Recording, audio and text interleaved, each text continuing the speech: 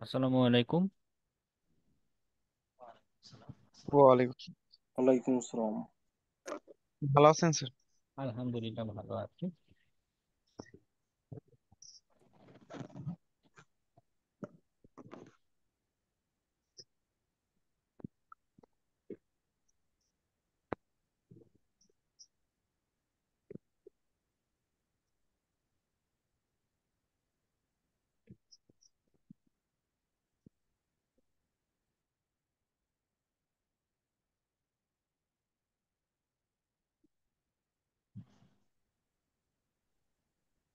Sir, আজকে আমাদের class শুরু হওয়ার আগে একটা কথা বলতে চাই। হ্যাঁ, বলুন। স্যার, আপনি বলেছেন নেক্সট ক্লাসে আমাদের পরীক্ষার ব্যাপার নিয়ে কথাটা বলতে। হ্যাঁ, আপনি আগামী ক্লাসে বলেছেন, মানে আগের ক্লাসগুলোতে বলেছেন পরীক্ষার ব্যাপার নিয়ে আজকে এই ক্লাসে একটু কথা বলবেন যারা সাবমিট দিতে পারে নাই।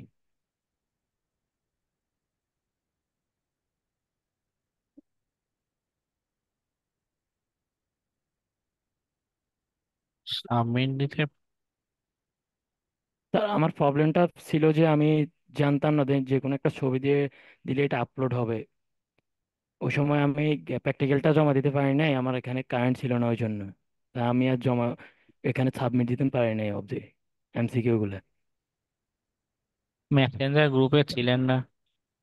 মেসেঞ্জার গ্রুপে ছিলাম স্যার, ওই সময় তো জানতাম না যে এটা অন্য যে কোনো একটা ছবি দিয়ে আপলোড করলে হবে। আমি তো এর পরেও 2 দিন করে আমি এক্সামের টাইম দিয়েছি, লিঙ্ক ওপেন করেছি, ক্লাসে বলেছি, গ্রুপে বলেছি। এখন জি। এটা নিয়ে আর কিছু করতে পারবো না।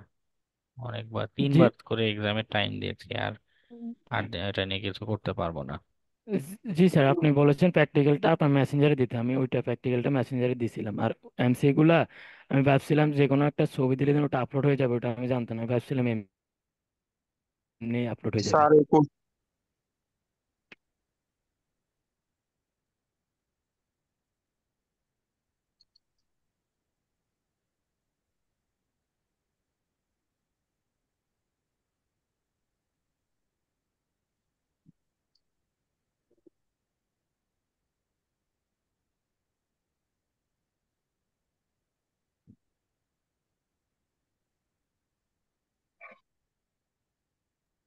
আচ্ছা, আমরা অ্যাটেন্ডেন্স নিতে থাকি। স্যার আসসালামু হুম। আলাইকুম। ওয়ালাইকুম আসসালাম। আমার ওয়ালাইকুম হচ্ছে সালাম নাজিম। এমসিকিউটা আমি একটা এমনি ফটো দিয়ে আপলোড দিছিলাম আর আপনাকে মেসেঞ্জারে আমার প্র্যাকটিক্যালটা দিছিলাম, কিন্তু এখনো নাম্বার অ্যাড হয়নি, ফেল দেখাচ্ছে। কোথায় নাম্বার অ্যাড হয়নি? রেজাল্ট এখানে শিটে। সবার সার্টিফিকেট এখন ফেইলডই দেখাবে, সেকেন্ড মিড হয়েছে, না না, ফাইনাল হয়েছে, এখানে তো হয়নি। না, হ্যাঁ, এগুলো আমার হলে। নাম্বারটাই দেওয়া হয় নাই দেখলাম। হ্যাঁ, এখানে দিলে যেটা হচ্ছে, সবার মার্কস হলে এভারেজ হয়ে সব ক্যালকুলেট করে এখানে পাস দেখাবে। এটা পরের মা- বিষয়। আমি আচ্ছা। বললাম যে হচ্ছে আমার পরীক্ষার রেজাল্টে হচ্ছে নাম্বারটাই দেওয়া হয়নি, সেটা দেখলাম।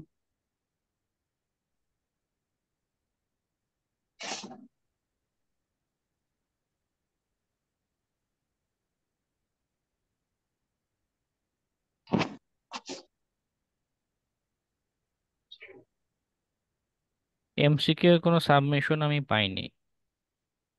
এমসিকিউ কিন্তু কোনো আমি সাবমিশন সাবমিশন পেলে। অন্য একটা ফটো দিয়ে সাবমিশন করছিলাম, আপনাকে আমি মেসেঞ্জারে বলছিলামও সেটা। সাবমিশন আপনার হয়নি, যাদের সাবমিশন আমি পেয়েছি সবারই এখানে অ্যাড করা। ওকে, উম, এখানে আর জি কোনো। স্যার, আমারও এমসিকিউ সাবমিশনটা হয়নি, তাই আমারও নাম্বার এখানে হয়নি। হ্যাঁ, আমার এখানে এমসিকিউ আসলে, আমার তো আর আপনার সাথে পার্সোনাল কোনো শত্রুতা নেই, তাই না, যে আমি আপনার না না, নাম্বার তা দিব। না। আমি যাদের রেকর্ড পেয়েছি, এখন ইন্ডিভিজুয়ালি তো মনে রাখা সম্ভব না। যাদের যারা যারা যে দিয়েছে, ওনার রেকর্ড পেয়েছি, আমার গুগল ফর্ম, এখানে সব অটোমেটিক গুগলের সার্ভিস। আমার এখানে মানে মডিফিকেশনেরও কোনো উপায় নেই। মানে আপনি দিলে এখানে আসবেই, মানে আমি যে মানে ম্যানুয়ালি আটকে দিব বা অফ করে দিব সেই উপায়ও নেই। ওকে। উম, এমসিকিউ যাদেরই দিয়েছেন ঠিকভাবে বাটনে ক্লিক করেছেন, সবারটাই এসেছে।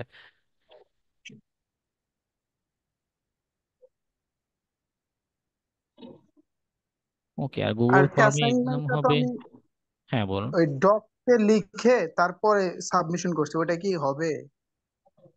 কোনটা, অ্যাসাইনমেন্ট? মানে হ্যাঁ, অ্যাসাইনমেন্টের ওই জায়গাতেই ডক্স অপশন ছিল, আমি ডক্সে মানে অন্য জায়গায় লিখে খালি কপি করে ডক্সে পেস্ট করে হ্যাঁ, দিছি। অ্যাসাইনমেন্টে অসুবিধা নেই, অ্যাসাইনমেন্ট তো ম্যানুয়ালি রিভিউ করি প্রত্যেকের ক্লাসে আলাদা করে, হুম, ওটা অসুবিধা নেই। আচ্ছা স্যার।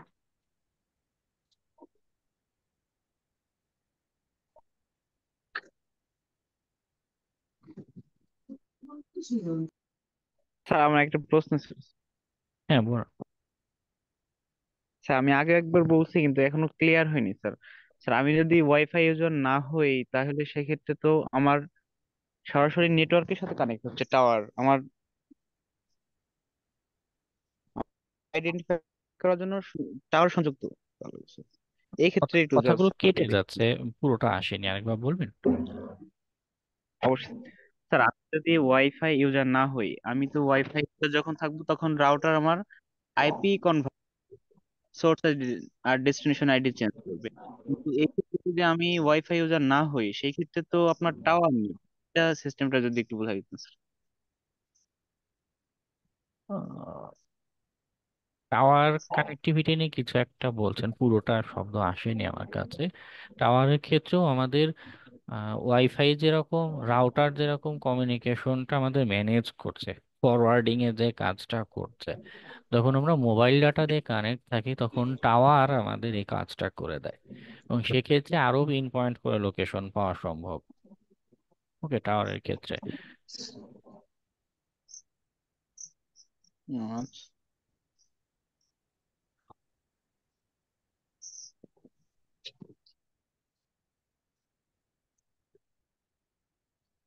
তো ভাই আমার একটা কোশ্চেন ছিল, আমরা চাইলে কি যে কোনো মানুষের লোকেশন বের করতে পারবো এভাবে? এটা ডিপেন্ড করে, কোনো কোনো সময় হয় কি, আমরা সরাসরি লোকেশনটা বের করতে পারছি, সে এমনভাবে এক্সপোজ করেছে, লোকেশন দেখা যাচ্ছে। আবার কিছু কিছু ক্ষেত্রে হয় কি, সরাসরি মানে আমি কোনো একটা টুলস বা টেকনিক ব্যবহার করলাম, সরাসরি তার লোকেশন পাওয়া যাচ্ছে না, তখন সেকেন্ডারি কোনো একটা আক্রমণ করা লাগে।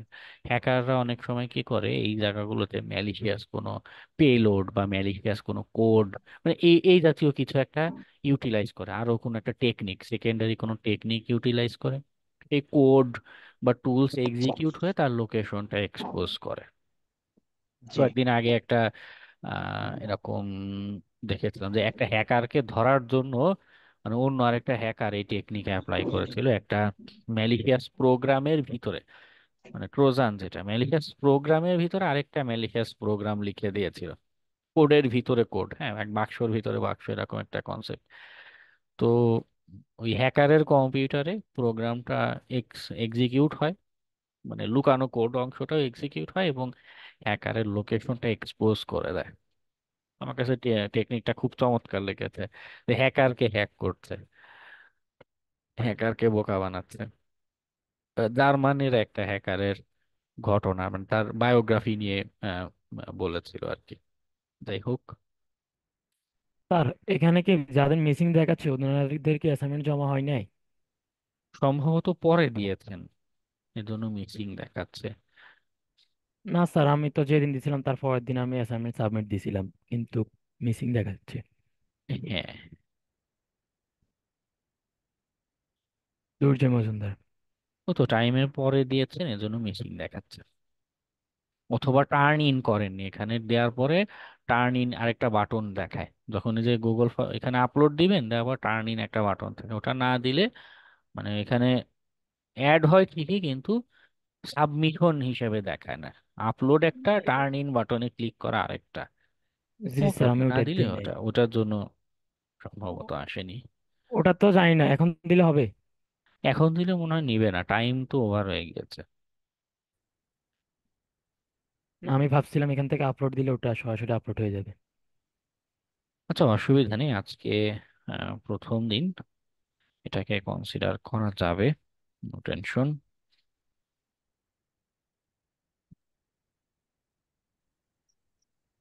না, ভয় নেই, অ্যাসাইনমেন্ট একটু মানে সাবমিশন আমি এখানে অনেক কনসিডার করি।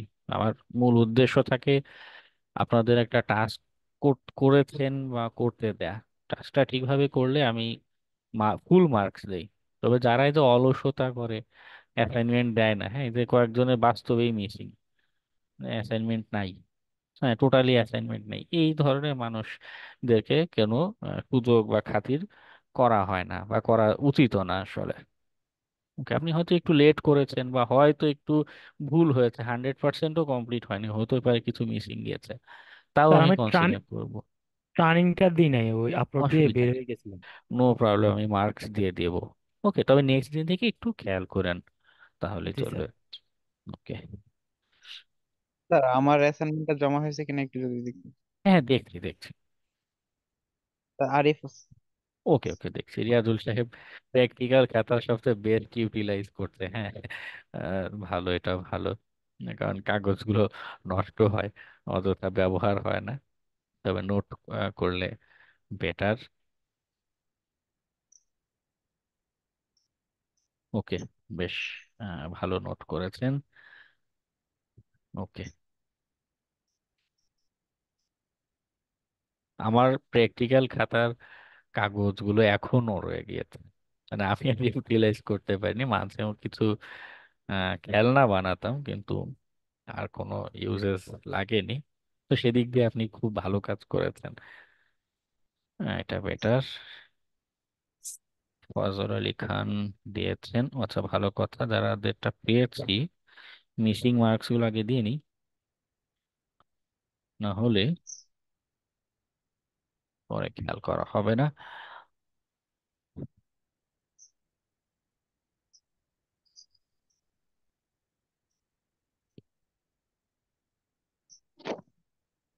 আচ্ছা, উনি বাংলায় করেছেন, ওকে চলবে। তবে আমি জানি না আপনি ক্লাসে আছেন কিনা, এগুলো নিজের কাছে রাখবেন কিন্তু, ওকে। মানে এটা যে শুধু স্যার অ্যাসাইনমেন্ট আছি, সমস্যা করতে নেই। দিয়েছি এটা আমার বলে ডক্সে সেভ আছে। কেউ কিছু বলছেন। হ্যাঁ, বললাম যে এগুলা ডক্সে আবার সেভ করে রাখছি। আচ্ছা, মানে মূলত নোটটা করতে দেয় আপনাদের জন্যই, আপনাদের যেন পরবর্তীতে ভুলে গেলে একবার চোখ বুলিয়ে নিতে পারেন। হুম। স্যার ওকে, আমি বললাম কি যে আমার হচ্ছে শিটে নাম দেওয়া আছে এমডি রিয়াদ হাসান হৃদয়। আর আমি হচ্ছে এক্সামটা যে দিছি ওটা ওই ফজর আলী খান আপনার ইমেইল দিয়ে, তো সেই ক্ষেত্রে যদি কোনো মিসআন্ডারস্ট্যান্ডিং হয় সেটা বলতেছি। হতে পারে হতে পারে, কারণ তাহলে আপনি যদি একটু কাইন্ডলি দেখতেন তাহলে একটু ভালো হতো। সেটা এখন দেখে বের করাও মুশকিল, কারণ ওই ফর্মে সবকিছু ডিলিট করে দেয় নতুন ব্যাচের জন্য, নতুন করে এক্সাম হয়।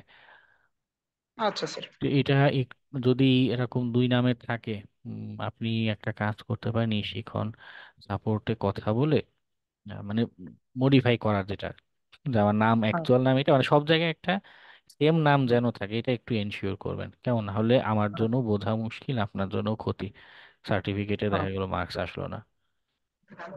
আচ্ছা আচ্ছা। একটু ওদের সাথে কথা বলে নেবেন। আচ্ছা স্যার। ঠিক আছে। ওকে, দুর্জয় মজুমদার ট্রাই করেছেন।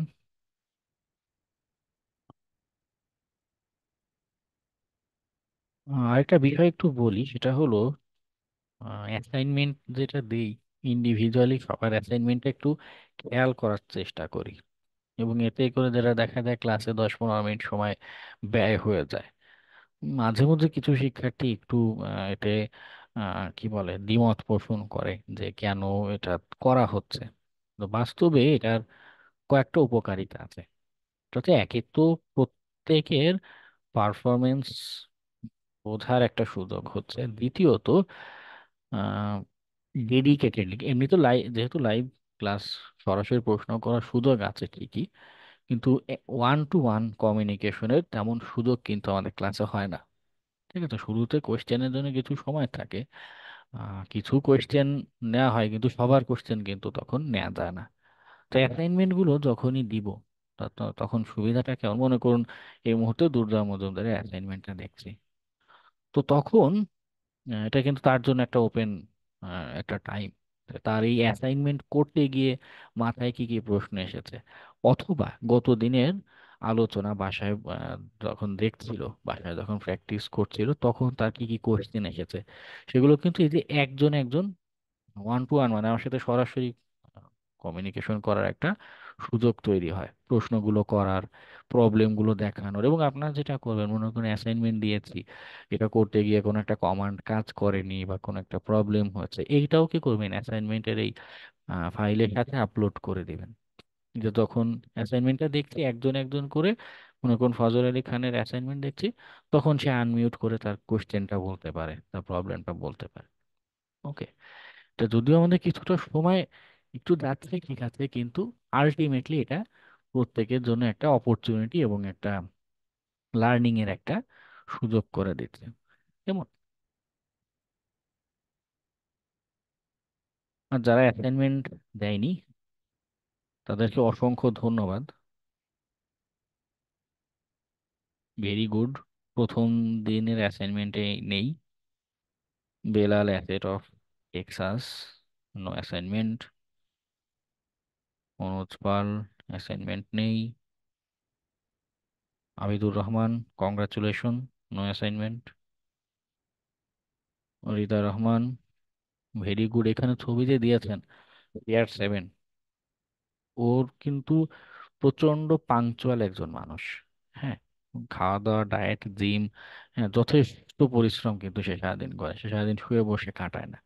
তো এরকম একটা মানুষের প্রোফাইল পিকচার যখন দিয়েছেন, তো বেসিক্যালি তাকে আপনি আইডল মনে করেন বলেই ধারণা করা যায়। তো যাকে আইডল মানছেন বা যাকে ফলো করার চেষ্টা করছেন, তার লাইফের ভালো ভালো জিনিসগুলো নিবেন। কেমন? তো ভালো একটা জিনিস হচ্ছে পাংচুয়ালিটি, টাইমলি অ্যাসাইনমেন্ট সাবমিট করা। ওকে, এটা আপনি করেননি। তো শুধু ছবি, প্রোফাইল পিকচার পাল্টালেই হবে না, শুধু প্রোফাইল পিকচার পাল্টালেই চলবে না।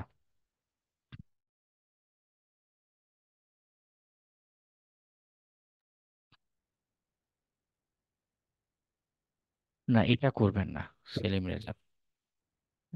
যদি একান্তই এমন হয় যে আপনি ভ্যালিড কোনো একটা রিজনে, অ্যাকচুয়ালি কোনো একটা কাজে আটকে গিয়েছেন, হতেই পারে আপনি অসুস্থ ছিলেন, হতে পারে আপনার খুবই ইমার্জেন্সি কাজ পড়েছিল, 100% অ্যাসাইনমেন্ট কমপ্লিট করতে পারেননি, তো যতটুক করেছেন অতটুক সাবমিট করে, এরপরে যখন এই যে অ্যাসাইনমেন্ট ভিউ করছি, তখন আমাকে একটু এক্সপ্লেন করবেন যে আসলে একটা খুব ইমার্জেন্সি কাজে পড়ার কারণে পুরোটা করতে পারেননি। ওকে, সেটা সেটা বিবেচনা করে দেখবো, কনসিডার করব। হ্যাঁ, কিন্তু একান্ত যদি একদমই এরকম ব্ল্যাঙ্ক থাকে, তো এই জায়গায় দেখুন, আমার কিন্তু মার্কস দেওয়ার কোনো উপায় নেই।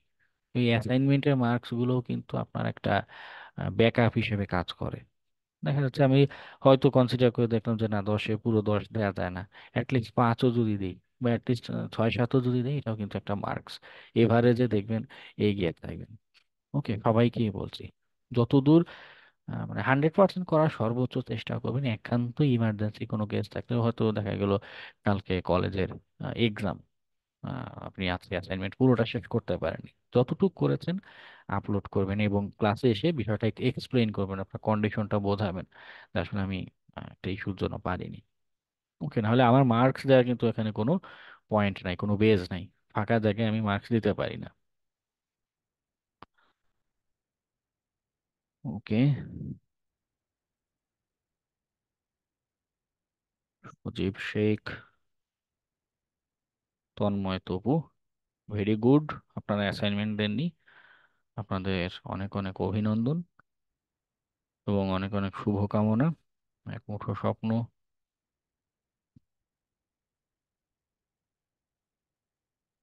Very good.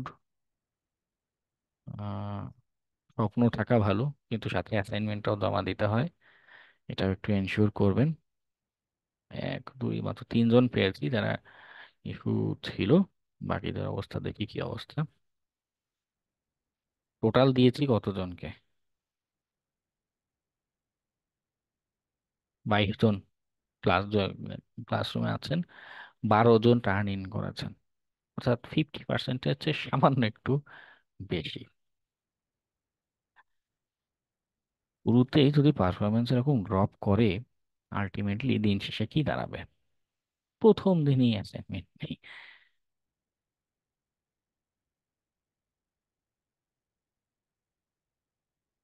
ওকে, আপনি ল্যাপটপটা কেন দ্রুত ঠিক করেননি? একটু দ্রুত শহরে বিভিন্ন মার্কেট আছে, কম্পিউটার মার্কেট আছে, সেখানে নিয়ে একটু ঠিক করার ব্যবস্থা করুন। কারণ আপনাদের এই কোর্সটা হাইলি টেকনিক্যাল, ক্লাসে অনেক কিছু বোঝাচ্ছি, অনেক টাস্ক দিচ্ছি, বাসায় সেটা করতে হবে। ওকে, এটা যদি না করেন, ল্যাপটপ নাই মানে বিষয়টা এমন যে আপনি ঢাল তলোয়ার বা বন্দুক ছাড়া যুদ্ধ করতে যাচ্ছেন, এমন অবস্থা হবে।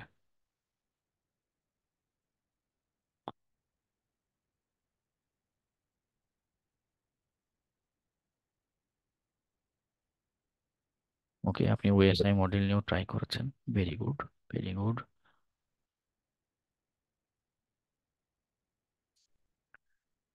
Mac address, switching, routing, common protocol, এটার হ্যান্ডশেক নিয়েও একটু আইডিয়া রাখবেন বা এটা একটু নোট রাখবেন। কেমন? হ্যান্ডশেকটা অ্যাকচুয়ালি কিভাবে ঘটে।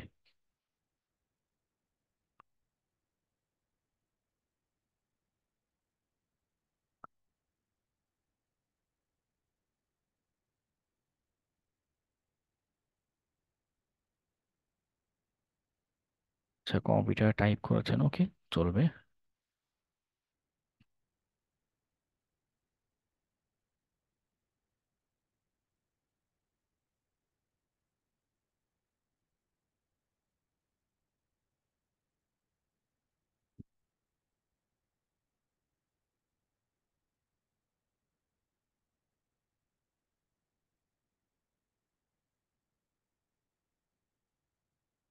ওকে,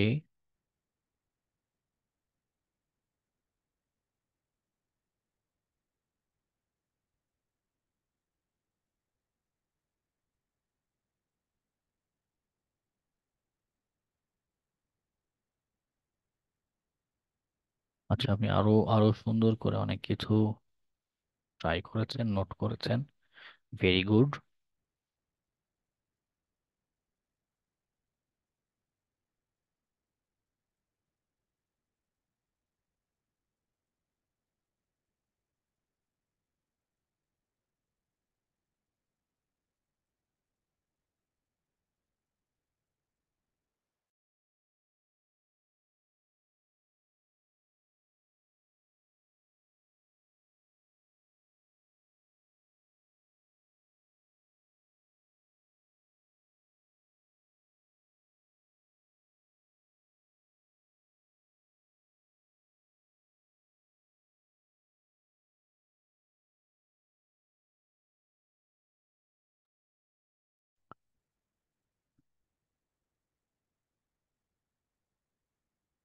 ওকে, ট্রাই করেছেন, ভেরি গুড।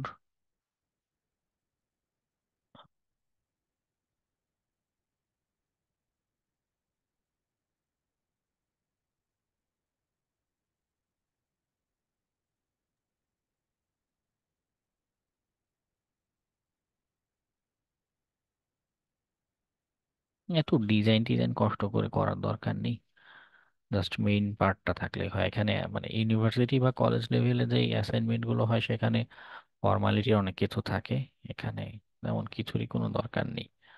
ওকে, জাস্ট মেইন টাস্কটা আমার দরকার, আপনি অ্যাকচুয়ালি শিখেছেন বা অ্যাকচুয়াল টাস্কটা করেছেন, এটাই এনাফ। ওকে, ঠিক আছে, বাকিদের নাম্বার দিয়ে দিব একটু পরেই, নো টেনশন। অ্যাটেন্ডেন্সটা নিয়ে ফেলি একটু দ্রুত, যারা আছেন 2 থেকে 20-র ভিতরে একটু দ্রুত রেসপন্স করবেন। 16। সিক্স। নাম্বার 16, একটু একজন একজন করে। Sir 15। 16, six. 15, 8, 7 sir. 8, 7, 18 sir.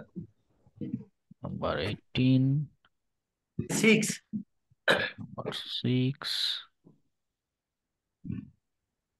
Number 13 sir. Number 13। ওকে, এরপর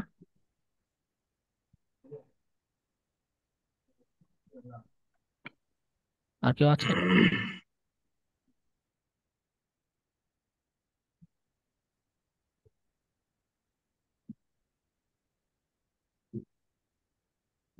আরিফ হাসানকে তো মনে হয় দেখলাম একটু আগে ক্লাসে। 18 জন তো দেখাচ্ছে মনে হয় পার্টিসিপেন্ট। আচ্ছা আচ্ছা, নিচে যাচ্ছি, বাকিরা এখানে যারা আছেন। স্যার 21। স্যার 24। 21, 26। 24, স্যার 28। 29 আলিফ, মোহাম্মদ আলী আলিফ। 28 আঠাশ, আছে। 30। হ্যাঁ আছে। হ্যাঁ 28 আছে। ওকে 29। Sir okay, 30। 30। ওকে, এরপর আর কেউ আছেন?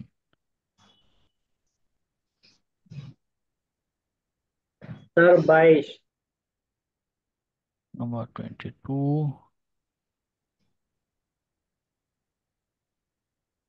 একজন দিয়েছেন মেসেজে 34, হৃদয় রহমান।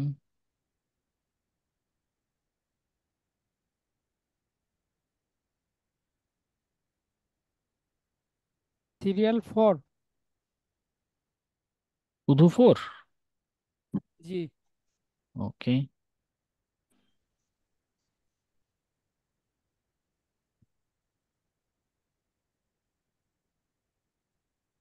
ওকে, আর কেউ আছেন বাকি অ্যাটেন্ডেন্স দেওয়ার? 22, 7 দিয়েছি তো সম্ভবত। 7 দিচ্ছি, 22, হ্যাঁ দিয়েছি। চ্যাটে থেকে দেখে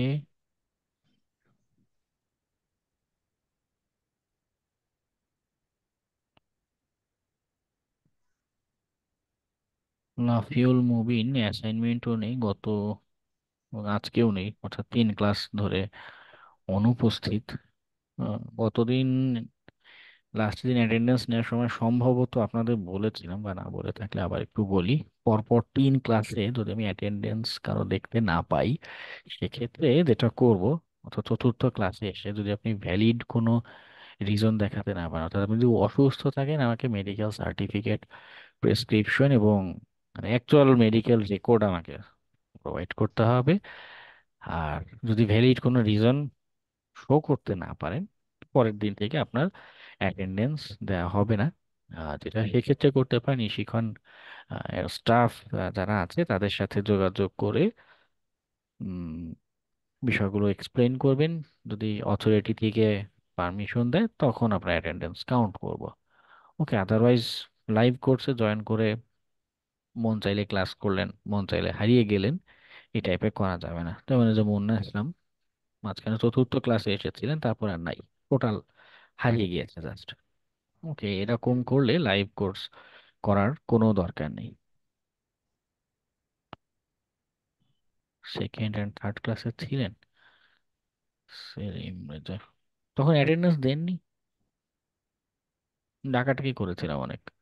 স্যার আমি একটু লেটে জয়েন করছিলাম তো, মানে অ্যাটেন্ডেন্স হয়ে যাওয়ার পরে, যার কারণে আমার অ্যাটেন্ডেন্স করা হয়নি। একটু একটু খেয়াল করে বলবেন, আজকের মতো দিচ্ছি কিন্তু একটু খেয়াল করে সাথে সাথে বলে দিবেন যে এটা লেটে জয়েন প্রথম করলেও থেকে। ক্লাস শেষ ঠিক হওয়ার আছে। আগে একটু নোটিফাই করবেন, কারণ এই যে অ্যাটেন্ডেন্সে দেখেন মার্কস হচ্ছে কিন্তু, হ্যাঁ অ্যাসাইনমেন্ট অ্যাটেন্ডেন্স, এই মার্কস গুলো আপনার ব্যাকআপ হিসেবে কাজ করে। এক্সামে খারাপ করলেও মাঝে মধ্যে দেখি 1-2 জন স্টুডেন্ট মানে 100% অ্যাটেন্ডেন্স, রেগুলার অ্যাসাইনমেন্ট দেওয়ার কারণে পাশ করে যায়। এটা আপনার জন্য একটা ব্যাকআপ, একটা সাপোর্ট, এটা মিস দিবেন না। ঠিক আছে স্যার। ওকে,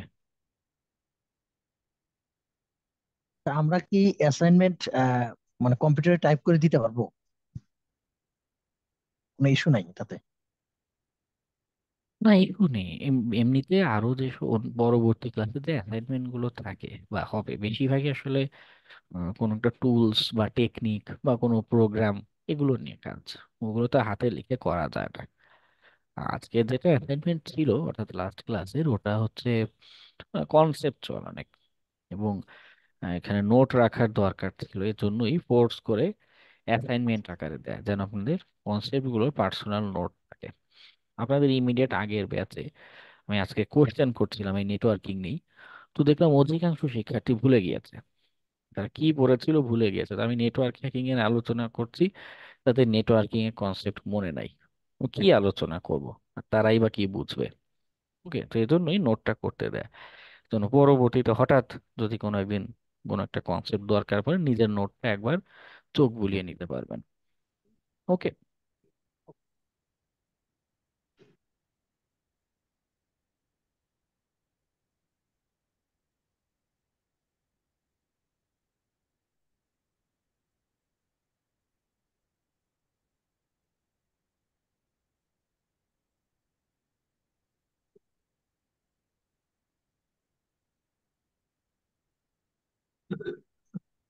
ওকে, আমাদের অ্যাটেন্ডেন্স শেষ।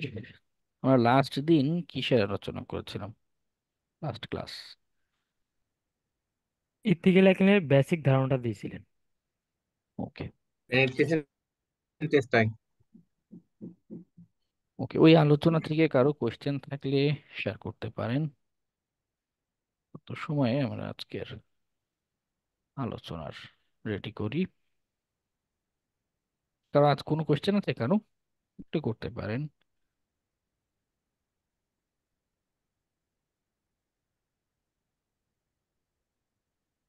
বা এটাকে কনসেপ্ট অফ ওয়েব বললে ভালো হতো, যাই হোক, হোয়াট এভার, গ্রামার যাই হবার হবে, আমরা ওয়েবের কনসেপ্ট বোঝা দরকার। কেন বোঝা দরকার, বা ইন্টারনাল আর্কিটেকচার মেকানিজম গুলো জানা দরকার। কয়েকটা রিজন।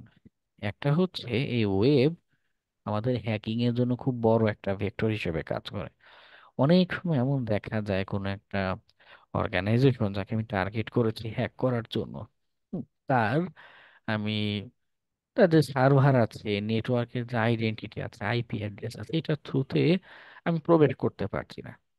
হয়তো সেখানে এমন কিছু করে রেখেছে, তাদের সার্ভার বা ইন্টারনাল ইনফ্রাস্ট্রাকচার যেটা আছে সেখানে হ্যাক করতে পারছি না, ঢুকতে পারছি না। কিন্তু অ্যাপ্লিকেশনটা তারা কি করে, অনেক সময় এক্সপোজ করে রাখে। অ্যাপ্লিকেশনের দুর্বলতা ব্যবহার করে আমি কি হতে পারে, তাদের সার্ভার বা ইন্টারনাল ইনফ্রাস্ট্রাকচার যেটা আছে সেখানে প্রবেশ করতে পারি, হ্যাক করতে পারি। ওকে, এটা একটা রিজন। আবার উম, অনেকে আছে, যেমন মার্কেট প্লেসে যে কাজ হয়, অনেকে প্রজেক্ট দেয় এভাবে যে আমার আছে ওয়েব অ্যাপ্লিকেশন, এটার সিকিউরিটি টেস্ট করে দাও। তো এই যে ওয়েব অ্যাপ্লিকেশন গুলো মডার্ন টাইমে প্রচুর বদলাচ্ছে, ইভলভ হচ্ছে। হ্যাঁ, অনেক কনসেপ্ট এখানে যুক্ত হচ্ছে। আবার আমরা যেই ওয়েব হ্যাকিং এর যে টেকনিক গুলো আছে, বিভিন্ন দুর্বলতা হয়, বিভিন্ন টেকনিক ইমপ্লিমেন্ট যখন করতে যাব, তখন ওয়েব কিভাবে কাজ করে তাই জানি না। হ্যাঁ, একটা গাড়ি, ফর এক্সাম্পল, একটা গাড়ি কিভাবে চলে আমি তাই জানি না। আমাকে দিয়েছে গাড়ি ঠিক করতে বা গাড়ির ইঞ্জিন পাল্টে, মনে কর লেগুনা দিয়েছে, লেগুনা দিয়ে বলছে লেগুনার ইঞ্জিন পাল্টে তুমি এটাকে একটা রেসিং গাড়ি বানিয়ে দাও। কিভাবে গাড়ি চালাতে হয়, স্টার্ট দিতে হয়, সেটা না জানা মানুষকে যদি এরকম অ্যাডভান্স লেভেলে কাজ করতে দেয়া হয়, তখন সেটা নিতান্তই হযবরল একটা অবস্থা তৈরি করতে পারে। যার কারণে ওয়েব কি, কেন এবং কিভাবে কাজ করে, এই ধারণাগুলো আমাদের দরকার। আর ওয়েব এবং সিস্টেম দুটো একটা আরেকটার সাথে রিলেটেড কনসেপ্ট। হ্যাঁ, একটা আরেকটার সাথে আমি এখনই এক্সপ্লেইন করব বিষয়গুলো, তখন দেখবেন যে রিলেটেড কনসেপ্ট হওয়ার কারণে ঘুরে ফিরে দুইটা জিনিসই আমাদের সামনে আসবে। তারপর আমি যতটা সম্ভব চেষ্টা করব আপনাদের সিস্টেম হ্যাকিং আর ওয়েব হ্যাকিং দুইটাকে আলাদা আলাদা করে বোঝাতে। কারণ অ্যাজ এ বিগিনার, একদমই যারা বিগিনার, তাদের মানে কনসেপ্ট গুলো একবারে দিলে ধরে উঠতে কষ্ট হয়, সহজে পুরোটা মাথায় নিতে পারে না। এজন্য ধাপে ধাপে আমি আগাই। তো যতটা সম্ভব চেষ্টা করব একটু একটু করে কঠিনের দিকে যাবো। আগে সহজ, এরপর একটু মিডিয়াম, এরপরে কঠিন আলোচনাগুলো আসবে পুরো কোর্স জুড়ে। যাই হোক, তো ফান্ডামেন্টাল বিষয়ের কথা বলি, ওয়েবের কনসেপ্ট নিয়ে। ওয়েব কি, কেন এবং কিভাবে কাজ করে। তো নর্মালি যেটা হয়, কম বেশি আমরা সবাই ওয়েবসাইটের সাথে অভ্যস্ত, তাই না? এই যে এই শিখরে যে যাচ্ছি, এই শিখরের ওয়েবসাইট দেখছি, আমরা কি বলে, ক্লাসে জয়েন করছি, তাই না? কত অ্যাক্টিভিটি হচ্ছে এখানে। আচ্ছা, আমার এখানে মাউস নেই আজকে, মাউস প্যাড মাউস প্যাড দিয়ে কাজ করছি একটু। বিডি কি ড্রয়িং হবে। যাই হোক, একটু বুঝে নেওয়ার চেষ্টা করবেন। নর্মালি যেটা হয়, একদম একদম বেসিক একটা ওয়েবের গঠন যদি বোঝাই, কি কি ঘটে সেখানে, হ্যাঁ, কেন ঘটে, এটা মনে করুন একটা সার্ভার আছে আমাদের, সংক্ষেপে এস, আর এটা আমাদের কম্পিউটার। জি। তো আমরা পুরো পুরো ঘটনাটা যদি একসাথে সাজাই, যে আমি একটা ওয়েবসাইট ভিজিট করছি, কি কি ঘটনা ঘটে, ব্যাকগ্রাউন্ডে অ্যাকচুয়ালি কি কি ঘটে, আমাদের ফরগ্রাউন্ডে অর্থাৎ সামনে যা দেখি এটা তো, এটাও ইম্পর্টেন্ট।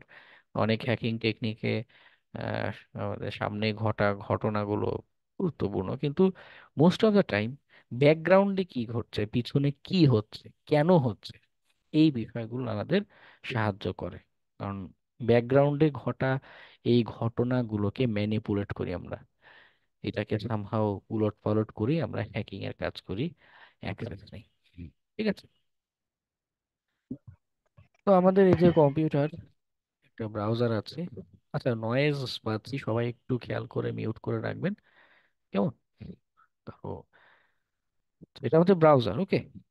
ফর এক্সাম্পল, এটা মনে করুন আমাদের ক্রোম ব্রাউজার। আমাদের কম্পিউটারের ভিতরে ব্রাউজারটা রান হচ্ছে, সে নিজে একটা অ্যাপ্লিকেশন। আমি কোনো একটা সাইট যখন ভিজিট করতে চাচ্ছি, আমি আগে আগে নর্মাল একটা গঠন বোঝাই। আমি কি করছি, একটা সাইট মনে করুন ইশিখন.কম ভিজিট করছি, ইশিখনের সার্ভারে রিকোয়েস্ট দিচ্ছি। সার্ভার গুলো কেমন, সার্ভার কি দেখিয়েছিলাম আপনাদের ছবি? জি স্যার। জি আচ্ছা, স্যার, সার্ভার গুলো দেখাইছেন। কি হচ্ছে, হ্যাঁ হ্যাঁ, সার্ভার গুলো কি হচ্ছে আমাদের নর্মাল কম্পিউটারের মতোই, একই রকম, কিন্তু ওটার বিষয় হচ্ছে কিছু ফাংশনালিটি বেশি, ক্যাপাসিটি অনেক বেশি থাকে, প্রসেসর অনেক ভালো হয়, এবং অনেক ভালো র্যাম থাকে। যাই হোক, তো এই সার্ভার, বিশেষ করে ওয়েব সার্ভার যেগুলো, হুম, যেটা ওয়েব সার্ভার, সেটার বোঝানোর সুবিধার্থে আমি দুইটা পার্ট করে বোঝাচ্ছি। এর একটা পার্ট হচ্ছে প্রোগ্রামিং, আমরা প্রোগ্রামিং নিয়েও আলোচনা করব। এই পার্টটা হচ্ছে প্রোগ্রামিং, শুধু সংক্ষেপে পি লিখে রাখলাম। এই প্রোগ্রামিং এর ভিতরে এই যে পাইথনের নাম শুনি, জাভার নাম শুনি, পিএইচপির নাম শুনি, এগুলো ব্যবহার করে বিভিন্ন লজিক লেখা থাকে। হ্যাঁ, আমরা যখন প্রোগ্রামিং এর আলোচনায় যাব, তখন হ্যান্ডস অন এই ধারণাগুলো পাবো, যে অ্যাকচুয়ালি লজিকে কি ঘটে বা কি বলছে। তো এর ভিতরে বিভিন্ন লজিক লেখা থাকে, যে কোনটা হলে কি করবে, কোনটা হলে কি করবে না, জাস্ট এতটুকুই লেখা। এবং আরো কিছু অ্যাডিশনাল সফটওয়্যার থাকে, সার্ভারের কিছু সফটওয়্যার থাকে, যে হচ্ছে আমরা এই যে পোর্ট নাম্বারের কনসেপ্টটা পড়েছি না, এখানে পোর্ট আছে, আইপি অ্যাড্রেস আছে, এই পোর্ট দিয়ে কমিউনিকেশন হবে, এটা হ্যান্ডেলের জন্য আরো কিছু অ্যাপ্লিকেশন থাকে, সার্ভারে কিছু সফটওয়্যার থাকে। ওকে, আলোচনার সুবিধার্থে ওই পার্টটা মনে করে নেই যে এটা আমাদের এই অ্যাপ্লিকেশনের সাথে ইন্টিগ্রেটেড। ওকে, আমরা একটা রিকোয়েস্ট পাঠালে কি হচ্ছে, রিকোয়েস্টটা আগে আমাদের এই প্রোগ্রামিং যে সেকশনটা আছে, অ্যাপ্লিকেশন যে সেকশন আছে, সে হ্যান্ডেল করছে, তার কাছে যাচ্ছে। তার ভিতরে এরকম বিভিন্ন লজিক লেখা আছে, প্রোগ্রামিং করে বলাই আছে, এইটা হলে এইটা করবা, এইটা হলে, কেউ যদি হোম পেজ দেখতে চায় হোম পেজে নিবা, কেউ যদি লগ ইন করতে চায় তাকে লগ ইনের পেজে নিবা, এরকম বিভিন্ন ইনস্ট্রাকশন তার ভিতর আগে থেকেই লেখা। তো এই ইনস্ট্রাকশন তার ভিতর লেখা আছে। এখন আমি এই প্রান্ত থেকে রিকোয়েস্ট করেছি লগ ইন করার, হ্যাঁ, আমি লগ ইন করতে চাই, এল এল দিয়ে বললাম লগ ইন করতে চাই, রিকোয়েস্ট করছি, ইউজার নেম পাসওয়ার্ড দিয়েছি। ইউজার নেম পাসওয়ার্ডটা এখানে যখন আসছে, এই ডাটাটা যখন আসছে, এটা কিভাবে আসে, অবভিয়াসলি আমাদের এই যে নেটওয়ার্কিং এর কনসেপ্ট পড়েছি না, নেটওয়ার্ক প্যাকেট আকারেই আসে। ওকে, তবে আমরা নেটওয়ার্ক প্যাকেটের থেকে আরেকটু উপরের লেয়ার, বা আরেকটু নেটওয়ার্কের আদান প্রদান, নেটওয়ার্কের কমিউনিকেশন, যেটা বিভিন্ন যে প্রোটোকল, টিসিপি, ইউডিপি, এগুলো কাজ হচ্ছে, এগুলো ব্যাকগ্রাউন্ডে কাজ করছে। আচ্ছা, নেটওয়ার্ক মনে হয় আমার একটু ড্রপ হলো, নেটওয়ার্কের কথা বলতে গেলে আমারই নেটওয়ার্ক ড্রপ হলো মনে হয়। যাই হোক, আশা করি শুনতে পেয়েছেন। যে কি হচ্ছে, আমাদের নেটওয়ার্কের যে কমিউনিকেশন হয় প্রোটোকল থেকে প্রোটোকল, ওগুলোও হচ্ছে এখানে, ওগুলোও আছে, ওগুলোর ব্যাক আরো আরেকটু ব্যাকগ্রাউন্ডের প্রসেস, বা আরেকটু ভিন্ন লেভেলের প্রসেস। ঠিক আছে, যেহেতু আমরা অলরেডি এটা আলোচনা আগে করে এসেছি, ওইটা এখানে আনছি না, ওগুলোও হচ্ছে পিছনে। তো আমরা এই নেটওয়ার্ক প্যাকেটের মাধ্যমে একটা রিকোয়েস্ট পাঠাচ্ছি যে আমি অমুক পেজে লগ ইন করতে চাই, রিকোয়েস্টটা গেল। তো ওই এইখানে আরেকটা জিনিস থাকে, সেটা হচ্ছে ডাটাবেস। ডাটাবেজের কাজ কি? ডাটাবেজ হচ্ছে আমাদের, এমনি আমাদের কম্পিউটার স্টোরেজ গুলো আছে না, আমরা বিভিন্ন ছবি, ফাইল, বা আমাদের যে হার্ড ড্রাইভ গুলো, বিভিন্ন জিনিস আমরা এখানে সেভ করে রাখি, তাই না? এই ডাটাবেস জিনিসটা মূলত এরকম স্টোর করার, তথ্য জমা করে রাখার কাজগুলো করে থাকে। তো আমাদের ইউজার নেম পাসওয়ার্ড এই যা যা আমরা দিই, এগুলো কিন্তু ডাটাবেজে থাকে। তো প্রোগ্রামিং কি করে, ডাটাবেজের কাছে রিকোয়েস্ট পাঠায় যে দেখো তো, ও লগ ইন করতে চাচ্ছে, এই ইউজার নেম পাসওয়ার্ড ঠিক আছে কিনা। ডাটাবেজের ভিতরে এরকম প্রোগ্রামিং করা থাকে। তো সে বলে যে হ্যাঁ, সে যে ইউজার নেম পাসওয়ার্ড পাঠিয়েছে এটা ঠিক আছে। তো নিজেদের ভিতর তার কমিউনিকেশন হলো, হওয়ার পরে কি হবে, এইখান থেকে একটা বিশেষ ফাইল জেনারেট হবে। হুম, একটা বিশেষ ফাইল জেনারেট হলো। এটা basically HTML file. H E M L, হয়তো এইচটিএমএল শব্দটার সাথে আপনারা কেউ কেউ অলরেডি পরিচিত। স্কুল কলেজগুলোতে এখন আইসিটি টপিক থাকে, আইসিটি নিয়ে অনেক আলোচনা হয়, হয়তো সেখানে দেখে আসবেন বা শুনে থাকবেন। এইচটিএমএল যে প্যাকেটটা জেনারেট হচ্ছে, এই প্যাকেটটা আমাদের কম্পিউটারে পাঠিয়ে দেয়, কম্পিউটারে এসে আমাদের ব্রাউজারে এই এইচটিএমএল ফাইলটা আমরা দেখতে পারি। ওকে, এই এইচটিএমএলটার লোকাল কপি এখন আমার কম্পিউটারে, পুরো এইচটিএমএল ফাইলটা আমার কম্পিউটারে, এইটা আমরা দেখতে পাচ্ছি। আমরা যদি এই শিক্ষণ ওয়েবসাইটে যাই,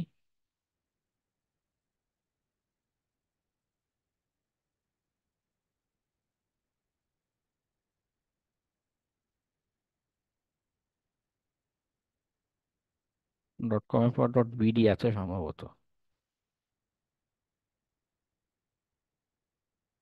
আচ্ছা, বিডি এক্সটেনশন কেটে দিয়েছে। যে আমি সেখানে রিকোয়েস্ট করেছি, ও সার্ভারে কি হচ্ছে দেখুন, সার্ভারে রিকোয়েস্ট গিয়েছে। হ্যাঁ, সার্ভার আমার রিকোয়েস্টটা প্রসেস করছে, যদিও সময় নিচ্ছে। প্রসেস করে সার্ভার থেকে একটা এইচটিএমএল ফাইল তৈরি হয়ে এটা রিপ্লাই আমার এই ব্রাউজারে আসবে।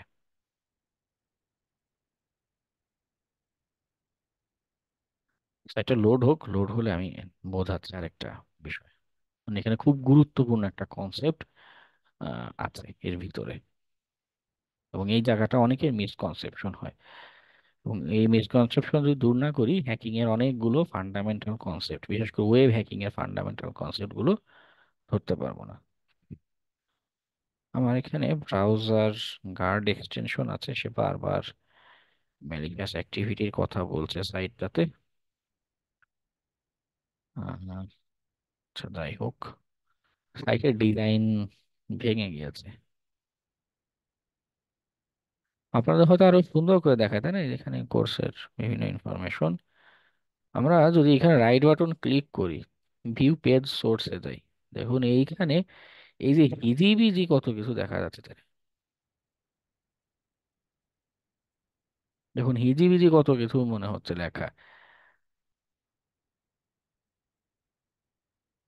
বাস্তবে আমার স্ক্রিনে কি দেখা যাচ্ছে? হ্যাঁ, দেখা যাচ্ছে। বাস্তবে ওই যে সার্ভার, একটু আগে যে ছবি এঁকে বোঝাচ্ছিলাম, এই সার্ভার এই হিজিবিজি লেখা কোড, এই হিজিবিজি এইচটিএমএল ফাইলটাই আমাদের কাছে সেন্ড করেছে। এইটা আমাদের কম্পিউটার আসলে, আমাদের যে ব্রাউজার বলছিলাম সে নিজে একটা অ্যাপ্লিকেশন, হ্যাঁ, সে কি করে আমাদের এই ফাইলটাকে ট্রান্সলেট করে, আমাদের এই ফাইলটাকে, এই এইচটিএমএল এর যে যা যা ইনস্ট্রাকশন লেখা, এখানেও বিভিন্ন ইনস্ট্রাকশন লেখা, এগুলো আমাদের ব্রাউজার ট্রান্সলেট করে। ওই এইচটিএমএল এর ভিতরে ইনস্ট্রাকশন লেখা রয়েছে যে এইটা এইরকম, এটা কি সবুজ কালার বা হালকা সবুজ, এটা হালকা নীল কালার, এমন কালার হবে, এইখানে বাংলায় এমন একটা জিনিস লেখা থাকবে, সব এর ভিতরে লেখা রয়েছে। ওকে, লেখা রয়েছে বলে ইনস্ট্রাকশনটা আমাদের আমাদের ব্রাউজার বুঝতে পারে, আমরাও বুঝতে পারবো। আমরা যখন এটা আরো কিছু এক্সাম্পল দেখবো এইচটিএমএল এর, তখন ধারণাটা ধরতে পারবো। এগুলো বুঝে আমাদের এরকম সাইটটা শো করছে। ওকে, আমি আরেকটু ভালো একটা সাইটে দেখাই, নাহলে এটা ডিজাইন হচ্ছে ব্রেক করেছে, ভালো দেখাচ্ছে না।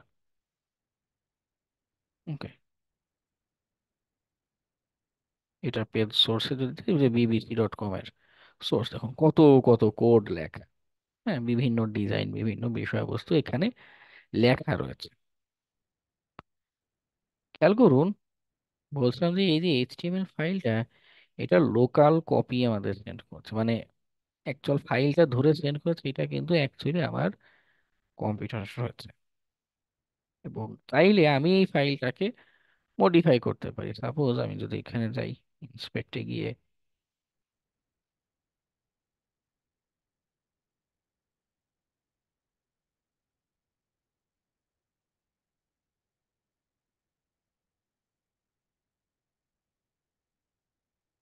এই যে, আমি যেহেতু আমার কাছে এইচটিএমএল ফাইল এসেছে, আমি যদি এখানে কিছু মডিফাই করি, সেটা কিন্তু এই যে ব্রাউজারে শো করবে, দেখাচ্ছে bbc.com, কিন্তু আমার এখানে শো করছে বাইডেন হ্যাকটা, আমি যা ইচ্ছা লিখেছি তাই এখানে শো করছে। কেন এটা পসিবল হচ্ছে? কারণ অ্যাকচুয়ালি এই ফাইলটা কিন্তু সার্ভারের ভিতরে নাই, এটা অ্যাকচুয়ালি আমার ব্রাউজারে রয়েছে। এখানে যা লিখবো সেটাই শো করতে থাকবে, আর আমার এখানে কি এসেছে? শুধুমাত্র এইচটিএমএল ফাইলটা। এই সার্ভারের ভিতরে যে প্রোগ্রামিং এর ফাইলগুলো রয়েছিল,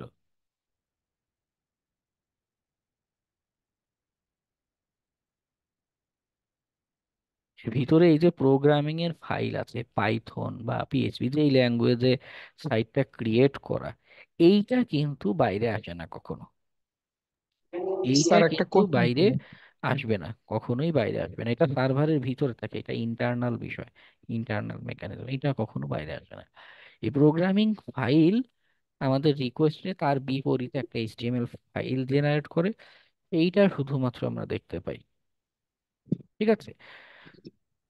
হ্যাঁ, বলুন। স্যার একটা কোশ্চেন ছিল, বললাম আপনি যে ওইটা চেঞ্জ করলেন বাইডেন হ্যাক, তো ওইটা কি অন্য কেউ ওই যদি সার্চ করে, তো অন্য কেউ কি এটাই দেখতে পারবে যে বাইডেন হ্যাক? না, না, কারণ বাইডেন এ হ্যাক, কারণ এই পেজটা আমার আমার ব্রাউজার, আমার কম্পিউটারের ভিতরে রয়েছে, এইখানে পাল্টেছে, কিন্তু মেইন সার্ভারে গিয়ে কিছু পাল্টেছে এখানে, এখানে কিন্তু না না। পাল্টায়নি। তা আপনি যদি রিকোয়েস্ট পাঠানো একটা কম্পিউটার থেকে, আপনাকে রিপ্লাই দেবে এই এই সার্ভার, তো আপনি অ্যাকচুয়াল ফাইলটাই দেখতে পাবেন। ওকে। আহ, ওকে স্যার। মাঝে মধ্যে কিছু মানুষ এটা নিয়ে স্ক্যাম করে, হ্যাঁ, কিছু স্ক্যামার আছে। ইউটিউবে কিছু ভিডিও দেখলেও পাবেন। ওরা কি করে, মানুষজনকে ফোন দেয় আইটি সাপোর্টের নাম করে, যে আমরা অমুক আইটি সাপোর্ট বা কিছু একটা বলবে, আপডেট দিতে হবে সামথিং এরকম বলে ডিস্ট্র্যাক্ট করে, কিছু একটা বলে যে তোমার রাউটার রিস্টার্ট দিয়ে আসো, বা এরকম কিছু একটা জিনিস লেখো বা করো। এরকম বলে কম্পিউটার সামনে থেকে সরায়। আগে হচ্ছে টিএম ভিউয়ার বা এরকম জুম বা এনিডেস্ক দিয়ে কম্পিউটারের অ্যাক্সেস নেয়, নিয়ে এবার বলছে যে আচ্ছা, তোমার রাউটারটা রিস্টার্ট দিয়ে আসো, আমি আইটি সাপোর্ট দিচ্ছি, রিস্টার্ট দেওয়া দরকার। মনে করুন আপনি রাউটার রিস্টার্ট দিতে গিয়েছেন, আপনার কম্পিউটারে ওয়েব পেজটা আমি যদি এরকম চেঞ্জ করে দিই, আপনি তো দেখে ভাববেন যে আয় হ্যায় বাইডেন হ্যাক, এখানে যে bbc.com নাম দেখাচ্ছে, ভ্যালিড ওয়েবসাইট, কোনো কোনো মিস নেই। ঠিক আছে, ভ্যালিড ওয়েবসাইট, সবকিছু ভ্যালিড, কিন্তু নাম নাম দেখাচ্ছে এমন, তাই না? মানুষজন বোকা হয়ে যায়, স্ক্যামার গুলো মানুষকে বোকা বানিয়ে টাকা পয়সা হাতিয়ে নেয়, কোনো কাজ করিয়ে নেয়, ব্ল্যাকমেইল করে। ওকে, বিভিন্ন ইস্যু আছে। যাই হোক, আমরা আবার ওয়েবের কনসেপ্টের আলোচনায় আসি। তো ঘটনা যেটা দাঁড়াচ্ছে, আমাদের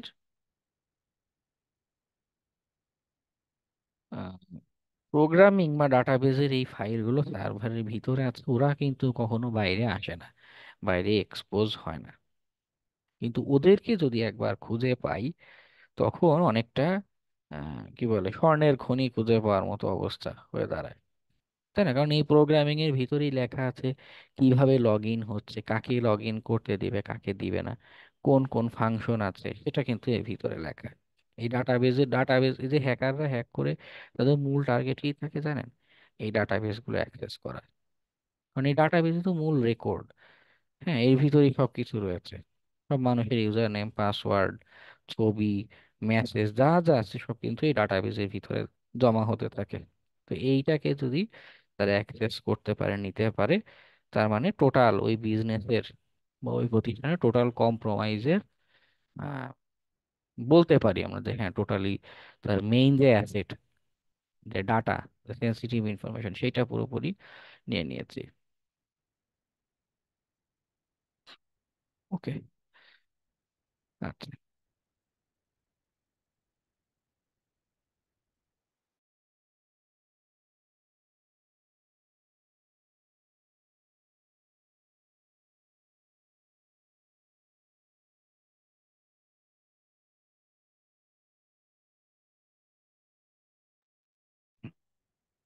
আচ্ছা,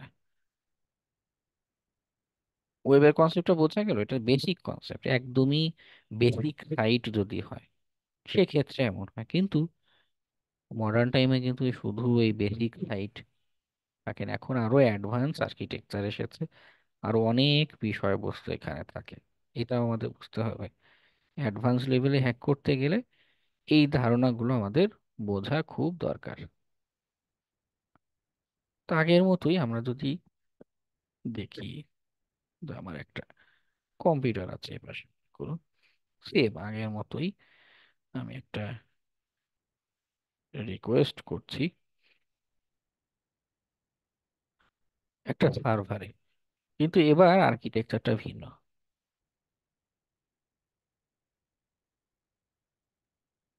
ডট ডট দিয়ে আমি বোঝাচ্ছি, মনে করুন একটা ডিফারেন্ট নেটওয়ার্ক।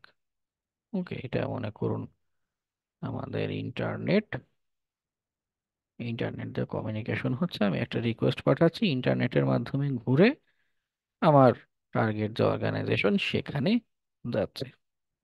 ওকে, কিন্তু এখন যেটা হয়, এখন কিন্তু শুধু একটা সার্ভার কিন্তু রিপ্লাই দেয় না। একটা সার্ভার এখানে থাকে না, এখানে অনেকগুলো বিষয় থাকে।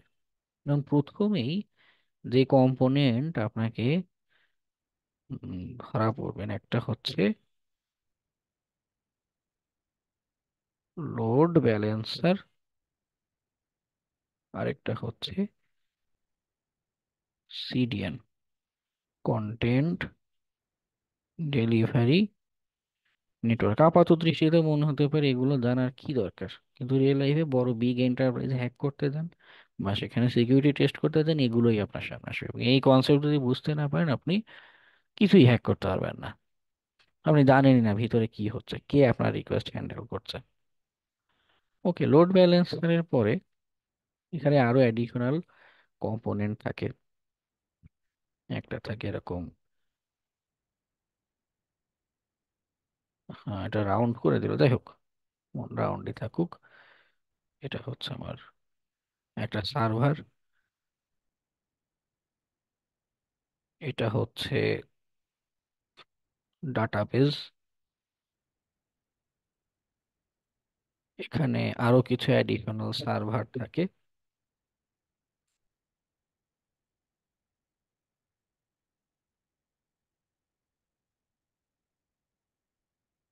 যখন রিকোয়েস্টটা আসে, লোড ব্যালেন্সারের কাজ কি? কাজ হচ্ছে যে এখন যেমন অনেকগুলো মানুষ একসাথে মনে করুন রিকোয়েস্ট করছে, এখন সবাইকে কি রিপ্লাই দেওয়া সম্ভব? সবাইকে কিন্তু একটা সার্ভার রিপ্লাই দিতে পারবে না, সার্ভারে কিন্তু একটা নির্দিষ্ট ক্যাপাসিটি আছে, তাই না? সার্ভারে মনে করি একসাথে 10,000 রিকোয়েস্ট হ্যান্ডেল করতে পারে, ফর এক্সাম্পল 10,000। একসাথে 20,000 মানুষ রিকোয়েস্ট দিচ্ছে, বা সকালবেলা 11,000 মানুষ রিকোয়েস্ট দিয়েছে, বিকালবেলা ধাম করে 20,000 মানুষ রিকোয়েস্ট দিচ্ছে, তাই না? এরকম যদি হয়, লোড ব্যালেন্সার কি কাজ করে, এই লোডটাকে ডিস্ট্রিবিউট করে দেয়, যে এই মুহূর্তে আমার অমুক সার্ভার খালি আছে, এটা S1, এটা মনে করুন S2। তো যে সার্ভারটা খালি আছে সে তার কাছে আপনার রিকোয়েস্টটা ফরওয়ার্ড করে দেবে। সিডিএন এর কাজ কি? অনেক সময় আমরা যেটা হয় যে, আচ্ছা এখানে আর একটা আছে, এটা হচ্ছে আমাদের ক্যাশ সার্ভার মনে করুন, ক্যাশ সার্ভার, এটা সার্ভার 1, সার্ভার 2।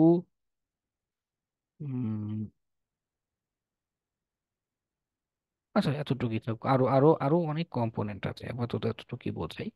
সিডিএন এর কাজ হচ্ছে, আমরা এই যে ফেসবুকে আপনি যখন ছবিগুলো দেখেন, ছবি আপলোড দেন বা ছবি দেখেন, ছবি কিন্তু অনেক বড় ফাইল।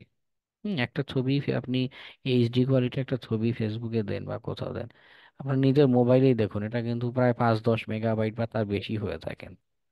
হ্যাঁ, আমরা একটু যারা সিনিয়র আছেন, একটু পুরোনো দিনে যখন মোবাইল ব্যবহার করেছেন, হয়তো দেখেছেন যে তখনকার দিনে 5 মেগাবাইট বা 10 মেগাবাইটের একটা গেমস ডাউনলোড হতে কত সময় লাগতো, তাই না? ঘন্টার পর ঘন্টা দিয়ে বসে থাকা লাগতো। আছেন কেউ এমন, ওই সেই পুরোনো বাটন মোবাইলে নেটওয়ার্ক ইন্টারনেট ব্যবহার করা কেউ আছেন? জি জি, আগে অনেক সময় লাগতো হ্যাঁ, আসলে। হ্যাঁ, হ্যাঁ, হ্যাঁ, আপনার 10 kilobyte download speed per second. হ্যাঁ, হ্যাঁ, হ্যাঁ। তো এখনো সেভেন কিন্তু কিলোবাইট এখনো কিন্তু এরকম সাইজের ফাইলে আদান প্রদান করছে, কিন্তু এত ফাস্ট কেন হচ্ছে? এমনিতে আমাদের নেটওয়ার্কের যে প্রোটোকল, সেখানে যেমন ইমপ্রুভমেন্ট হয়েছে, তেমনি টেকনোলজি পাল্টেছে। হ্যাঁ, যে সকল জিনিস আমাদের মনে করুন ফ্রিকোয়েন্টলি দরকার, বা এরকম বড় বড় ফাইল, প্রতিষ্ঠানগুলো কি করে, এরকম সিডিএন ভাড়া নেয়। হ্যাঁ, বড় বড় গুগল, অ্যামাজন, এরকম বড় কিছু প্রতিষ্ঠান আছে, তারা সিডিএন কন্টেন্ট ডেলিভারি নেটওয়ার্ক, মানে এটা একটা স্পেশালাইজড সার্ভার, এমন মানুষকে ভাড়া দেয়। তো আপনার ছবি টবি যেগুলো দরকার, এগুলো সিডিএন এ রেখে দেয়। আবার এই সিডিএন গুলো গ্লোবালি ডিস্ট্রিবিউটেড। মনে করুন যারা বাংলাদেশে আছে, ফেসবুক কি করলো, বাংলাদেশের মানুষের জন্য আলাদা একটা সিডিএন ডেডিকেটেড করে দিল। তো যারা বাংলাদেশে ছবি দেখতে চাচ্ছে, বাংলাদেশের সিডিএন সার্ভার থেকে রিপ্লাই আসছে। হ্যাঁ, আমেরিকার কেউ ছবি দেখতে চাইলে আমেরিকার যে সিরিয়ান সার্ভার আছে সেখান থেকে তার কাছে রিপ্লাই যাবে। ঠিক আছে, তো এতে করে কি হচ্ছে, সবাই খুব দ্রুত একটা রিপ্লাই পাচ্ছে। যত কম দূরত্বে আমরা কমিউনিকেশন করি, হ্যাঁ, আপনার বাসায় মনে করুন আপনার দুইটা ল্যাপটপ বা একটা কম্পিউটার থেকে একটা মোবাইলে যদি ডাটা ট্রান্সফার করেন, দেখা যাবে 20 মেগাবাইট 40 মেগাবাইট স্পিড পাচ্ছেন, ফর এক্সাম্পল। কিন্তু এই সেম ছবিটাই যদি আপনি বাংলাদেশ থেকে আমেরিকায় সেন্ড করতে চান, 1 মেগাবাইট 2 মেগাবাইট স্পিডে নেমে আসতে পারে। হ্যাঁ, যত পথ বাড়ছে তত আপনার স্পিড অনেক কারণে ফল করে। এজন্যই সিডিএন এর কনসেপ্টটা আসে। তো আপনি যখন রিকোয়েস্ট দিচ্ছেন, হতে পারে আপনার সিডিএন এটা রিপ্লাই দিচ্ছে আপনাকে, ইন্টারনেট ঘুরে সেই রিপ্লাইটা আপনি দেখতে পাচ্ছেন। তো আপনি হ্যাকিং এর কোনো একটা টেকনিক সাপোজ অ্যাপ্লাই করলেন, তখন ঘটনা কি ঘটলো, এটা মেইন সার্ভারে যায়ই নেই, মানে যে মেইন যে অ্যাকচুয়াল যে টার্গেট সার্ভার, হ্যাঁ, এই কাজটাই তো যায় নাই, রিপ্লাই দিচ্ছে অন্য সিডিএন। তো আপনি হ্যাকিং এর যে জিনিস দিয়েছেন, এটা অন্য এক জায়গায় যে বসে আছে, কাজ করছে না কিছু, এমনটা কিন্তু হতেই পারে। ঠিক আছে, এই জন্যই বিষয়গুলো বোঝানো যে আসলে কি হচ্ছে, কোথায় যায়। লোড ব্যালেন্সার যে কাজটা করে, আমাদের ডাটার এগুলো ডিস্ট্রিবিউট করে দেয়। এবং আইপি অ্যাড্রেসের কনসেপ্ট বলেছি না, আইপি অ্যাড্রেস, তো আমাকে যে রিপ্লাই দিচ্ছে, লোড ব্যালেন্সারের থ্রুতে যদি রিপ্লাই আসে, আমরা কার আইপি অ্যাড্রেস দেখতে পাবো জানেন? এই লোড ব্যালেন্সারের আইপি অ্যাড্রেস। মনে করুন ইথিকনের সার্ভারের সামনে যদি এরকম লোড ব্যালেন্সার থাকে, হ্যাঁ, ইথিকন আপনি যদি এখন পিং রিকোয়েস্ট দেন বা ইথিকনের আইপি অ্যাড্রেস খুঁজে বের করেন, অ্যাকচুয়ালি আইপি অ্যাড্রেস দেখাচ্ছে লোড ব্যালেন্সারের। ইন্টারনাল যে সার্ভার আছে সেগুলোর আইপি অ্যাড্রেস আমরা জানি না, পাচ্ছি না। আবার অনেকে কি করে এই জায়গাতে প্রক্সি ব্যবহার করে, অর্থাৎ আমাদের যে কমিউনিকেশনটা, এটা সরাসরি সার্ভারে যাবে না, লোড ব্যালেন্সার হয়ে সার্ভার হয়ে দেন প্রক্সি সার্ভার হয়ে দেন অ্যাকচুয়াল সার্ভারে যাবে। এতে করে সুবিধা কি, প্রক্সির কাজই হচ্ছে মিডল ম্যান হিসেবে কাজ করে। এই প্রক্সি থাকাতে সুবিধা যেটা, অ্যাকচুয়াল যে সার্ভার রিপ্লাই দিচ্ছে তার অ্যাড্রেস খুঁজে পাওয়া যায় না। রিপ্লাইয়ে সবসময় কি দেখবে মানুষ, যে প্রক্সি সার্ভারের অমুক আইপি অ্যাড্রেস থেকে রিপ্লাই আসছে, প্রক্সি সার্ভারের অ্যাড্রেস দেখতে পাবে। সেটাও একটা কনসার্নের বিষয়, তুমি যে হ্যাক করতে যাচ্ছি, কে রিপ্লাই দিচ্ছে, কার সাথে কমিউনিকেশন করছি, এটা একটা কনসার্ন। মানে দেখুন, সিস্টেম হ্যাকিং, ওয়েব হ্যাকিং কিভাবে কনসেপ্ট গুলো একসাথে কি বলে মিলে যাচ্ছে বা একসাথে দরকার পড়ছে। মাল্টিপল সার্ভার কেন থাকে? যেটা দেখা যায় যে এরকম সব সার্ভার এক টাইমে রিয়েল টাইমে রিপ্লাই দিতে পারছে না, কাজ করতে পারছে না। ওকে, এই লোড ব্যালেন্সারের সাথে আবার এই ক্যাশ সার্ভারটা দেখা যায় কানেক্টেড হয়। ক্যাশ সার্ভারের কাজ কি? ক্যাশ সার্ভারের কাজ হচ্ছে আহ, আমাদের যদি এমন কোনো ডাটা, সাপোজ আবার ছবির কথাই বলি, যে মনে করুন সবাই ঘুরে ফিরে খালি সুপারস্টার সাকিব খানের ছবি দেখতে চাচ্ছে, হ্যাঁ, এই কোনো ওয়েবসাইটে গিয়ে সবাই খালি সাকিব খানের ছবি দেখতে চায়। তো সার্ভার কি করবে বা অ্যাডমিন কি করতে পারে, এই ছবিটা ক্যাশ সার্ভারে রেখে দিবে। মেইন সার্ভারে বারবার আমার হিট করার তো দরকার নেই, সবাই যখন একই ছবি দেখতে চাইছে, ঠিক আছে এটা ক্যাশ সার্ভারে থাকুক। ক্যাশ সার্ভারগুলো খুব ফাস্ট হয়, খুব দ্রুত রেসপন্স দিতে পারে। তো ফ্রিকুয়েন্টলি যে জিনিস মানুষ চায়, দেখা যায় সেক্ষেত্রে ক্যাশ সার্ভার রিপ্লাই দিচ্ছে, তার সাথে কমিউনিকেশন হচ্ছে, সে রিপ্লাই দিচ্ছে। আর আরেকটা এখানে যেটা আঁকতে চেয়েছিলাম, স্কোয়ার আঁকতে, অ্যাপ্লিকেশন এটাকে বানিয়ে দিয়েছে সার্কেল। যাই হোক, অত্যন্ত জঘন্য লেখা হচ্ছে, এটাকে বলা হয় ডিএমজেড, ডিমিলিটারাইজড জোন। অনেক সময় যেটা করা হয়, হ্যাঁ, এই জায়গাতে কোনো ফায়ারওয়াল থাকতে পারে, সিকিউরিটি সলিউশন বা কোনো প্রক্সি সার্ভার বা সামথিং থাকতে পারে, এটা বিশেষায়িত একটা নেটওয়ার্ক মতো ক্রিয়েট করে রাখে। এই অঞ্চলটা বাইরের ইন্টারনেটের সাথে সরাসরি কানেক্টেড থাকে না। এন্টারপ্রাইজে অনেকে কি করে এমন রাখতে পারে, বিগ এন্টারপ্রাইজ যারা আছে, ফায়ারওয়াল বা কিছু থ্রুতে সে লোড ব্যালেন্সার বা প্রক্সি দিয়ে কানেক্টেড আছে। এটা কেন করছে? যাতে করে কেউ চাইলেই সরাসরি সার্ভারে ঢুকতে না পারে, সার্ভারে অ্যাক্সেস করতে না পারে। যাই হোক, ড্রয়িং এ উলটপালট হয়ে যাচ্ছে। বাইরের ইন্টারনেটের থেকে সে আলাদা, আইসোলেট করে রাখা। কোনো কুয়েরি যদি তাকে করতে হয়, এরকম ফায়ারওয়াল ঘিরে বা আরো কোনো সার্ভার ঘুরে তার কাছে কুয়েরি পাঠাতে হয়। হ্যাঁ, এবং সেই কুয়েরি যখন আসছে বা এইটা তখন সেটা আসছে, বা ডাটাবেসটাও আলাদা করে রাখে অনেকে। তো চাইলে আমি যে হ্যাক করে ফেলবো, ডাটাবেস অ্যাক্সেস নিয়ে ফেলবো, উড়ায় ফেলবো, এটাও সবসময় কি হয় না, সম্ভব হয় না, অ্যাক্সেস করা যায় না। ডাটাবেজেরও এরকম এখন মডার্ন টাইমে আরো কিছু কনসেপ্ট আছে, মাস্টার আর স্লেভ ডাটাবেজ। মাস্টার ডাটাবেজে যেটা হয়, সে কোনো কিছু মডিফাই করতে পারে। সাপোজ আপনি একটা ইউজার নেম পাসওয়ার্ড পাল্টে দিলেন, এমন কোনো হ্যাকিং এর কমান্ড দিলেন, ইউজার নেম পাসওয়ার্ড পাল্টাবে। আপনার এই রিকোয়েস্টটা যদি মাস্টার সার্ভার পর্যন্ত না আসে বা এখানে যদি এক্সিকিউট না হয়, ইউজার নেম পাসওয়ার্ড পাল্টাবে না। স্লেভ ডাটাবেস গুলো যে কাজ করে, তো ওদের কাজই হচ্ছে ডাটাবেস ধরে রাখা আর দিন শেষে রিপ্লাই দেয়। কেউ ওর কাছে কিছু চাইলে সেটা রিপ্লাই দেয়, ও কোনো কিছু মডিফাই করে না, শুধু রিপ্লাই দেয় বসে বসে, ডাটা রিড করা যায়। ওকে, দেখুন আমি ছোট করে এঁকেছি, তাতেই কেমন হিজিবিজি হয়ে গেছে। বাস্তবে মডার্ন এন্টারপ্রাইজ গুলো আর্কিটেকচার আরো আরো কমপ্লেক্স, আরো অনেক বিষয় এখানে থাকে। ওকে, দিন শেষে ওই আহ, ফেসবুকের হ্যাকার যারা ফেসবুকে নাম প্রচার করে বেড়ায়, হ্যাঁ, অল্প টাকায়, 100 টাকায় 500 টাকায় কোর্স বিক্রি করে, হ্যাঁ, ওদের যে অ্যাপ্রোচ হয়, অ্যাডভান্সড হ্যাকার যারা বা অ্যাকচুয়ালি এলিট হ্যাকার যারা, ওরা কোথায় খেলাধুলা করে, আর আমাদের দেশের এই কোর্স বিক্রেতারা অ্যাকচুয়ালি কি শেখায় মানুষকে, পার্থক্যটা বোঝার চেষ্টা করুন। ওকে, অ্যাডভান্সড হ্যাকিং বলতে যেটা বোঝায়, এখানে হ্যাকাররা কি করে, এই বিশাল বড় নেটওয়ার্কে সামহাও যেখানেই পাচ্ছে কোনো একটা উইকনেস ব্যবহার করে, দেখা যাচ্ছে এইটার কোনো একটা উইকনেস পেয়ে এই সার্ভারটাতে হ্যাক করেছে, এইখানে সামহাও অ্যাক্সেস করেছে, হ্যাকারের কাছে অ্যাক্সেস, এইটার থ্রুতে দেখা গেল আরেকটা সার্ভারকে হ্যাক করবে, এই সার্ভার হ্যাক করে এইটার থ্রুতে দেখা যাচ্ছে প্রক্সিকে ডিসেবল করছে বা এইটার ইনফরমেশন নিচ্ছে, এইটার থ্রুতে ফায়ারওয়ালে ঢুকতে পারছে না, ফায়ারওয়ালে মনে করুন প্রোটেকশন দেয়া, কি করছে, প্রক্সির থ্রুতে কমিউনিকেশন করে এই ক্যাশ সার্ভারে ঢুকছে। হ্যাঁ, এখান থেকে মনে করুন কোনো একটা দুর্বলতা ব্যবহার করে অ্যাকচুয়াল সার্ভার বা মেইন যে সার্ভার বা ডাটা সেন্টার, হ্যাঁ, বা এখানে মনে করুন আরো সার্ভার থাকতে পারে, সেইখানে ঢুকছে। এই যে প্রসেস বললাম, এটার একটা সুন্দর নাম আছে, ল্যাটেরাল মুভমেন্ট। এখানে আরো কিছু কনসেপ্ট ব্যবহার হয়, পারসিস্টেন্স। হ্যাঁ, এই যে এখানে তো আরো অ্যাডিশনাল সিকিউরিটি সফটওয়্যার থাকতে পারে, তাদের চোখ এড়ায় আহ, দিনের পর দিন, মাসের পর মাস এ সকল সার্ভারে অ্যাক্সেস ধরে রাখা, অ্যাক্সেস করে কানেক্টিভিটি ধরে রাখা, এটাও কিন্তু যথেষ্ট স্কিলের প্রয়োজন, অনেক টেকনিক জানা প্রয়োজন পড়ে। এলিট হ্যাকার যারা, অ্যাডভান্সড হ্যাকার যারা, তারা এই টাইপের কাজ করে। এই যে বাংলাদেশ ব্যাংকে হ্যাকিং এর যে ঘটনা ঘটেছিল, হ্যাঁ, ওরা কিন্তু একদিনেই হ্যাক করার সাথে সাথে মেইন সার্ভার বা সুইফট ব্যাংকিং সিস্টেম যেটা যেটা দিয়ে আমাদের অ্যাকচুয়ালি ডলারের ট্রানজেকশন ইনিশিয়েট হয়, হ্যাঁ, বা যেখান থেকে অ্যাপ্রুভ করা হয়, এটা কিন্তু একদিনে তারা অ্যাক্সেস পায় নাই। তারা হ্যাক করে ব্যাংকের নেটওয়ার্কের ভিতরে এরকম ঘুরে বেরিয়েছে।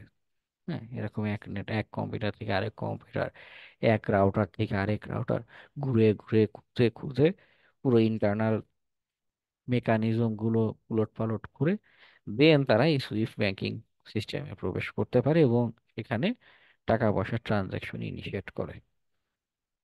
বুঝতে পারছেন যে কোথায় মানে তাদের অ্যাপ্রোচটা কেমন হয়, কত কমপ্লেক্স অ্যাপ্রোচ হতে পারে, কত জটিল কাজ করা লাগতে পারে।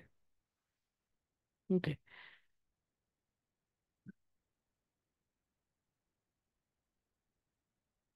আমি একটা এবার ভালো ছবি দেখাই, মানে স্টিল ছবি দেখে হয়তো, যেমন এটা একটা, আগে হচ্ছে হাতে ছবি এঁকেছি এজন্য যাতে কোথা থেকে কোথায় যায় এটা বোঝা যায়। আর এবার একটা ডিজাইন করা ছবি দেখায় আরো কিছু জিনিস বোঝানোর জন্য। দেখুন মডার্ন ওয়েবের আর্কিটেকচার কেমন হয়, যে আমাদের যে ব্রাউজার সে কমিউনিকেশন করে, দেখা যায় আগে ডিএনএস কোনো সার্ভারের সাথে কমিউনিকেশন হয়। হ্যাঁ, ডিএনএস প্রোটোকল নিয়ে ক্লাসে, লাস্ট ক্লাসে আগে ক্লাসে যতদূর মনে আছে বলেছিলাম, লোড ব্যালেন্সার থাকে, একাধিক অ্যাপ্লিকেশনের সার্ভার থাকে, ক্লাউড স্টোরেজ ব্যবহার করে অনেকে আবার, যে আমি যে একটা রিকোয়েস্ট করেছি সে হয়তো তার মেইন সার্ভার থেকে আমাকে রিপ্লাই দেয়নি, অ্যামাজনের ক্লাউড বা গুগলের কোনো ক্লাউড কম্পিউটার থেকে আমাকে রিপ্লাই দিচ্ছে। তো আমি হ্যাকিং এর টেকনিক চাইলেই যদি অ্যাপ্লাই করি, আদৌ কি মেইন সার্ভারে যাবে, সেটা আমাদের বোঝার দরকার আছে। সেখানে আরো অ্যাডিশনাল বিভিন্ন টেকনিক অবলম্বনের দরকার আছে, তাই না? সিডিএন এর কথা মাত্রই বললাম, ডাটাবেস ক্যাশিং সার্ভিস, জব সার্ভার আছে। যেটা হয় যে জব সার্ভার গুলো কি, যেটা হচ্ছে যে আমরা রিয়েল টাইমে অনেক অনেক রিকোয়েস্ট পাঠাই কিন্তু, তাই না? অনেক অনেক ডাটা রিকোয়েস্ট পাঠাচ্ছি, শুধু আমি কি একাই কি পাঠাচ্ছি, আরো মানুষও তো আছে, তাই না? সবাই মিলে এরকম যে রিকোয়েস্ট পাঠাচ্ছে, প্যারালালি সবাইকে হ্যান্ডেল করার জন্য, রিপ্লাই দেওয়ার জন্য জব সার্ভার গুলো ব্যবহার করে। ইন্টারনালি সার্ভিস, মাইক্রো সার্ভিস যে ব্যবহার হয় এপিআই হ্যাকিং বা এপিআই সিকিউরিটির চিন্তা করতে গেলে এই কনসেপ্ট আপনার দরকার পড়বে। হ্যাঁ, মাইক্রো সার্ভিস হ্যান্ডেলের জন্য আমাদের আলাদা সার্ভার আছে, সার্ভিস আছে, আলাদা প্রোগ্রামিং আমাদের এই রিকোয়েস্ট গুলো হ্যান্ডেল করে। আমাদের অনেক ডাটা এখন সিঙ্গেল একটা ডাটাবেজের সার্ভারে ধরানো যায় না, ডাটা ওয়্যার হাউস ক্রিয়েট করে, বিশাল বড় বড় ডাটা সেন্টার ক্রিয়েট করে। হ্যাঁ, ডাটা সেন্টার গুলো ইন্টারেস্টিং, বিশাল বড়। আমি কিছু ডাটা সেন্টারে গিয়েছি কাজের জন্য, আমাকে যাওয়া দরকার পড়ে, বিশাল বড় এরিয়া নিয়ে। বা আপনাদের বাসায় যে আলমারি গুলো আছে এইরকম বিশাল বড় বড় সার্ভার এক একটা, আর অনেক অনেক কম্পোনেন্ট থাকে, মানে আমি নিজেও সবগুলোর নাম জানি না, এত এত কম্পোনেন্ট ডাটা সেন্টার গুলোর ভিতর থাকে। যাই হোক, অ্যাকচুয়াল সিকিউরিটির কাজ করতে গেলে এই ধরনের ইনফ্রাস্ট্রাকচারে ধরা লাগবে, এই ধরনের ইনফ্রাস্ট্রাকচারে গিয়ে আপনার কাজ করার দরকার পড়বে। ওকে, এটা একটা একটা নর্মাল আর্কিটেকচার গেল। এরকম এরকম আরো এর ভিতরে আরো অনেক জিনিসপত্র, এখানে তো সিকিউরিটির কোনো জিনিস দেয়ই নেই। সিকিউরিটির জিনিস থাকলে আরো বড় একটা গঠন হবে, বড় একটা আর্কিটেকচার তৈরি হবে। ওকে,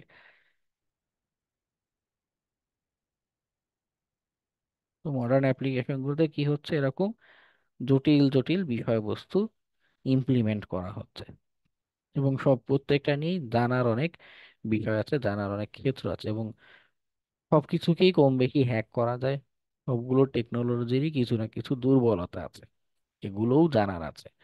ওই প্রথম দিন বা প্রথম দিককার ক্লাসে একবার এরকম বলেছিলাম না, যে হ্যাকিং জিনিসটা একটা সমুদ্রের মতো, এই জানার কোনো শেষ নেই, কত কত টেকনিক, এখানে যতগুলো টেকনোলজির নাম বললাম সবগুলো নিয়েই মানে একটা কয়েকটা বই লেখা যায়। হ্যাঁ, শুধু ইউনিক বিষয়বস্তু নিয়ে কয়েকটা করে বই লেখা যায়, এত ভাস্ট একটা বিষয়। যাই হোক, আমাদের আলোচনা হচ্ছে ওয়েবের গঠন নিয়ে। আমরা যখন একটা রিকোয়েস্ট করছি, কত কত পথ ঘুরে একটা রিপ্লাই আসছে। ওকে, একটা ছোট করে রিপ্লাইতে আসছে। তো এই রিপ্লাইতেও এখন বেস যেটা এর অ্যাকচুয়ালি যেটা আসবে এইচটিএমএল এর যে ফাইলটা, সেটা ঠিকই থাকে। এইচটিএমএলটা অবশ্যই এর সাথে আসে, সাথে অ্যাডিশনাল আরো কিছু ফাইল আসতে পারে।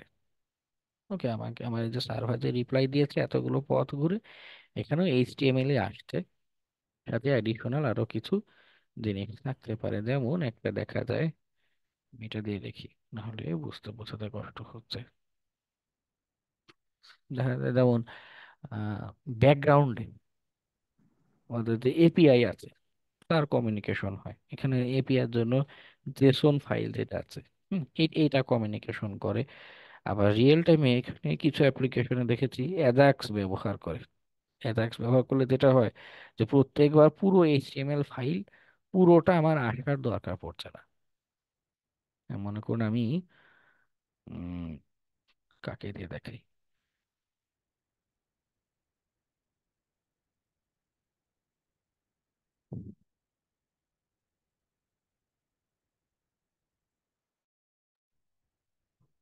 জেসন অ্যাজাক্স মূলত জাভা স্ক্রিপ্টের নাম। না না অ্যাজাক্স, না জাভা জেসনটা একটা আলাদা ফরম্যাট। জেসন একটা ছবি দেখি, এগুলো সবই জাভা স্ক্রিপ্ট দিয়ে করা আসলে। না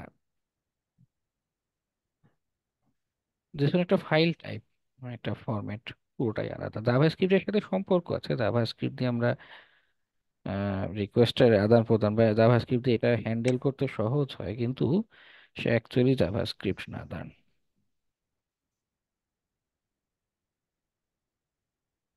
এই যে এটা তো অ্যাকচুয়ালি জেসন ফরম্যাট। এটা অনেকটা প্রোগ্রামিং এ যে ডিকশনারি যে গঠন, হ্যাঁ, যে কোনো প্রোগ্রামিং ল্যাঙ্গুয়েজে গেলে ডিকশনারি ফাইল টাইপের একটা আইডিয়া পাবেন, মানে অ্যারে গঠন বা ফিল্ড ভ্যালু টাইপের যে কনসেপ্ট, সেটার সাথে মিলে যায়। ওকে, প্রোগ্রামিং নিয়ে আলোচনা করব, নো টেনশন। যারা অনেক বিগিনার আছেন দুশ্চিন্তা কিছু নেই, প্রোগ্রামিং এর যখন আলোচনা করব তখন এগুলো আস্তে আস্তে আরো সহজ লাগবে, আরো ইজি লাগবে, নো টেনশন। এই যে অ্যাপ্লিকেশন গুলো দারাজ, এখানে মনে করুন রিয়েল টাইমে কোনো একটা ইনফরমেশন এখানে পাল্টাচ্ছে।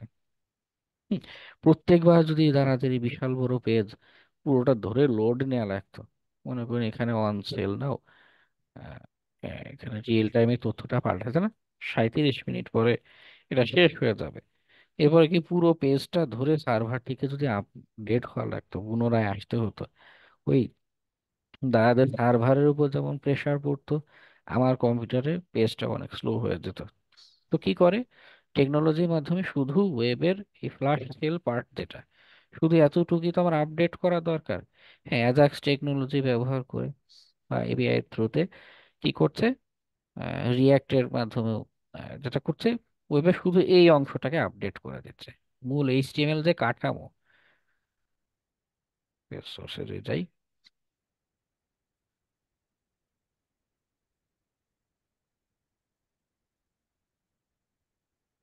এই যে মূল যে এইচটিএমএল এটা আমার এখানে পাঠিয়ে দিয়েছে তার আগেই। তুই এক প্রোগ্রামিং এর মাধ্যমে কি করবে, এইচটিএমএল এর একটা সেকশনকে তারা আপডেট করে আমার এখানে সেন্ড করবে বা আপডেট করে দিবে। ওকে, এটাও হয়। এবং ওই ধরনের অ্যাপ্লিকেশনের টেস্টিং এর কিছু মেকানিজম আলাদা, কিছু কনসেপ্ট সেখানে আলাদা হয়ে যায়। ওকে, আচ্ছা, তো আমরা আজকে আর সময় হবে না, এইচটিএমএল এর গঠনের দিকে যাব। যদিও আমরা এখানে ওয়েব ডেভেলপার হব না, ওয়েব ডেভেলপারদের মতো খুব ডিপ লেভেলের আলোচনাতে আমরা যাব না এইচটিএমএল এর। কিন্তু এইচটিএমএল এর গঠনটা কি, কেন, কিভাবে নিজে একটা বেসিক একটা সাইট মতো বানিয়ে ফেলা যায়, আমাদের অনেক সময় দরকার পড়ে। অনেক সময় হ্যাকিং এর যে টেকনিক ব্যবহার করছি সেখানে ছোটখাটো এইচটিএমএল এর কোড নিজের লেখা লাগতে পারে, অথবা অন্যের লেখা কোড গুলো দেখে বোঝা লাগতে পারে। এজন্য আমাদের বিশেষ করে অ্যাপ্লিকেশন হ্যাকিং এর জন্য, অ্যাপ্লিকেশন সিকিউরিটির জন্য এই কনসেপ্টটা জানার খুব দরকার পড়ে।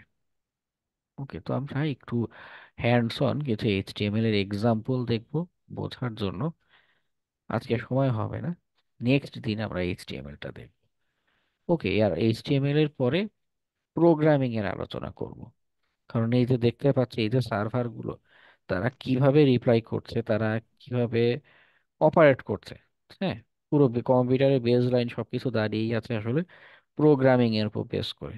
অনেক সময় নিজেদের হ্যাকিং এর টুলস লেখা লাগতে পারে, আবার অনেক সময় অন্যদের লেখা টুলস স্ক্রিপ্ট ব্যবহার করা লাগতে পারে, বা হ্যাকিং এর কোনো টেকনিকে নিজেদের ছোটখাটো কোড বা কোডের পার্ট নিয়ে কাজ করা লাগতে পারে, ছোটখাটো মডিফিকেশন করা লাগতে পারে। ওই জন্য আমাদের প্রোগ্রামিংটা বোঝা খুব দরকার। না হলে মানে হ্যাকিং এর অ্যাডভান্স যে টেকনিক গুলো আছে কিছুই দেখা যাবে নিজে বুঝেই উঠতে পারছি না, এক্সিকিউট তো পরের কথা। ঠিক আছে, অন্ধের মতো খালি টুলস রান করলেও দেখা যাবে টুলসই রান হচ্ছে না, কি হ্যাক করবো আর। ওকে, তো প্রোগ্রামিং এর আর ওয়েবের আলোচনাটা আমরা একটু করব আগামী কয়েকটা ক্লাস জুড়ে। ওকে। Thank you. আর আরেকটা কাজ এডিশনালি করতে পারেন যদি বাসায় আপনাদের এক্সট্রা টাইম থাকে। সবার হয়তো এক্সট্রা টাইম তেমন থাকবে না, যদি থাকে সেক্ষেত্রে এইচটিএমএল নিয়ে কিছু বাংলায় ইউটিউবে অনেক ভিডিও পাবেন, একটা দুইটা ভিডিও একটু দেখতে পারেন। মানে আপনার যদিও প্রথমবার ভিডিও দেখে সবকিছু বুঝে উঠতে পারবেন না, এটা এটা খুব নর্মাল, তবে এক দুইটা ভিডিও দেখলে একটা আইডিয়া হলো। আবার আমি যখন ক্লাসে বললাম তখন আরেকটা আইডিয়া হলো, বা ভিডিও দেখে মাথায় কোনো কোশ্চেন আসলে সেটা এখানে শেয়ার করতে পারলেন। ওকে, যদি এক্সট্রা সময় থাকে একটু অ্যাডিশনাল আপনার স্টাডি। W3 স্কুল দেখতে পারে, খুবই ইজি। ডব্লিউসি স্কুলে তো ইংরেজিতে লেখা, অনেকের আপনার শেখাতে ওয়েব কষ্ট কোর্স হয়। বিডি আছে বাংলায়, এটা বাংলাদেশ হ্যাঁ সাইট। হ্যাঁ হ্যাঁ হ্যাঁ, বাংলায় এরকম অনেক ওয়েব কিছু কোর্স আছে, বিডি ওখানে ইউটিউবে আছে। ইউটিউবে বেশ কিছু ভিডিও আছে। ভিডিও দেখে আগে স্টার্ট করতে পারেন, না হলে অনেক সময় শুধু লেখা পড়ে কোথায় রান করছে কিভাবে এক্সিকিউট হচ্ছে এটা বুঝে ওঠা যায় না। ওকে, যারা একদমই বিগিনার ইউটিউবে কয়েকটা ভিডিও দেখতে পারেন, তারপরও না বুঝলে নো প্রবলেম, নেক্সট ক্লাসে আমরা এগুলোর আলোচনা করব। ওকে। হ্যাঁ, আইসিটি বইতেও আছে, কিন্তু আইসিটি বইগুলোতে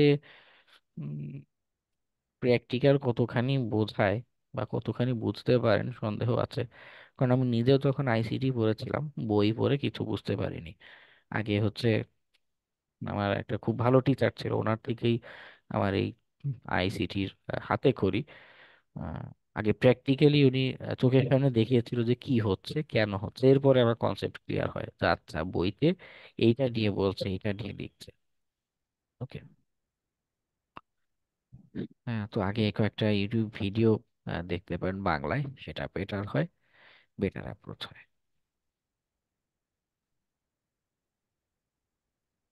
হ্যাঁ। ওকে, আমরা আজকে তাহলে এখানে এন্ড করি। আজকে অ্যাসাইনমেন্ট দিচ্ছি না, নেক্সট দিন থেকে লাগাতার অ্যাসাইনমেন্ট শুরু হবে। ওকে, অনেকেই ক্লাসে নেই, শুরুতে কতজন ছিল এখন আজকে? 14 জন আছে, 18 জন থেকে অনলাইনে আমি করবে। সহ 14 জন, 13 জন ও ছিল। আচ্ছা, আপনি সত্যি। অ্যাটেন্ডেন্স দিয়েছে 16 জন, অর্থাৎ প্রায় হ্যাঁ 18 জন মতো ছিল, একজন নাই।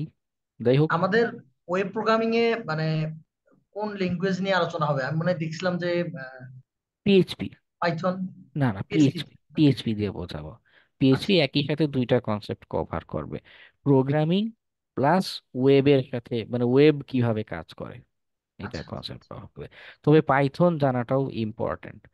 তো এই উভমুখী, পাইথনের কি কোনো লেসন থাকবে আমাদের এই কোর্সে? না না, এই উভমুখী সংকট এড়ানোর জন্য আমি নিজেই ইউটিউবে আমি প্লে লিস্ট ক্রিয়েট করে দিয়েছি। আমি নিজেই পাইথনের একটা 12-13টা মতো ভিডিও আপলোড করা জি আছে। জি জি, আমি দেখেছি আপনার হ্যাঁ, চ্যানেলে। এটা দেখতে কিন্তু পারেন। ওগুলো আমাদের ইনক্লুড হবে ক্লাসে মানে? না না, ওই যে ক্লাসে কভার করতে পারি না দেখেই অ্যাডিশনাল করে ভিডিওগুলো করা। যে কারণ ক্লাসে প্রোগ্রামিং এর ক্লাস পাবোই সর্বোচ্চ 2-3টা, 2-3 ক্লাসে সব তো কভার করা যায় না। তবে একটা রিকোয়েস্ট থাকবে, যতটুকু আমি জানি হ্যাঁ হ্যাকিং এর ক্ষেত্রে মানে পাইথন ইম্পর্টেন্ট। তো হ্যাঁ হ্যাঁ আপনার ক্লাসগুলো আমরা দেখে নেব, বাট হ্যাঁ হ্যাঁ। ওভারঅল ছোট একটা লেসন নিলে আমাদের জন্য ভালো হবে। তাহলে তো পিএইচপি আলোচনা শেষ করতে পারবো না, এটাই তো প্রবলেম। আমি এখন বলতেছি না, যদি এন্ডে একদম শেষে। হ্যাঁ, মানে সময় এই পাই এই না। এই প্রবলেম এড়ানোর জন্যই, কারণ আমি যতই চেষ্টা করি ধরাতে পারি না। আমি কয়েকটা ব্যাচে এরকম ফেস করে পরে হলাম যে না, আচ্ছা। তো প্রবলেম হয়েছে, কারণ পাইথন দরকার, অনেক হ্যাকিং টুলস পিওর পাইথনে জি জি লেখা। জি পাইথন জি খুব স্ট্রং একটা ল্যাঙ্গুয়েজ। জি জি জি আবার ওয়েবের কনসেপ্ট বোঝানো দরকার। জি পাইথন দিয়ে ওয়েব বোঝানো যায়, কিন্তু সেক্ষেত্রে ফ্রেমওয়ার্কের কনসেপ্ট আসে, সহজে ওয়েবের ইন্টিগ্রেশনটা করা যায় না, তখন হয়ে জি যায় আরো জি কমপ্লেক্স, বুঝতে জি। পারে না। ওকে, এজন্যই আলাদা করে। পিএসপি ওয়েব ল্যাঙ্গুয়েজ হলো সবচেয়ে বেশি হ্যাঁ, হ্যাঁ, হ্যাঁ, মানে খুব ওয়াইড চমৎকার রেঞ্জে ভাবে, ব্যবহার হয়। হ্যাঁ, ইন্টিগ্রেট করে ওয়েবের সাথে। ওকে, আচ্ছা, যাই হোক, আজকে আজকে তাহলে আমরা এখানে ইন্ড জি করি। আমরা নেক্সট দিন এইচটিএমএল এর কিছু আলোচনা করব। ওকে, জি, থ্যাংক ইউ। আসসালামু আলাইকুম। ঠিক আছে, সবাইকে শুভরাত্রি। আসসালামু আলাইকুম। ওয়ালাইকুম আসসালাম।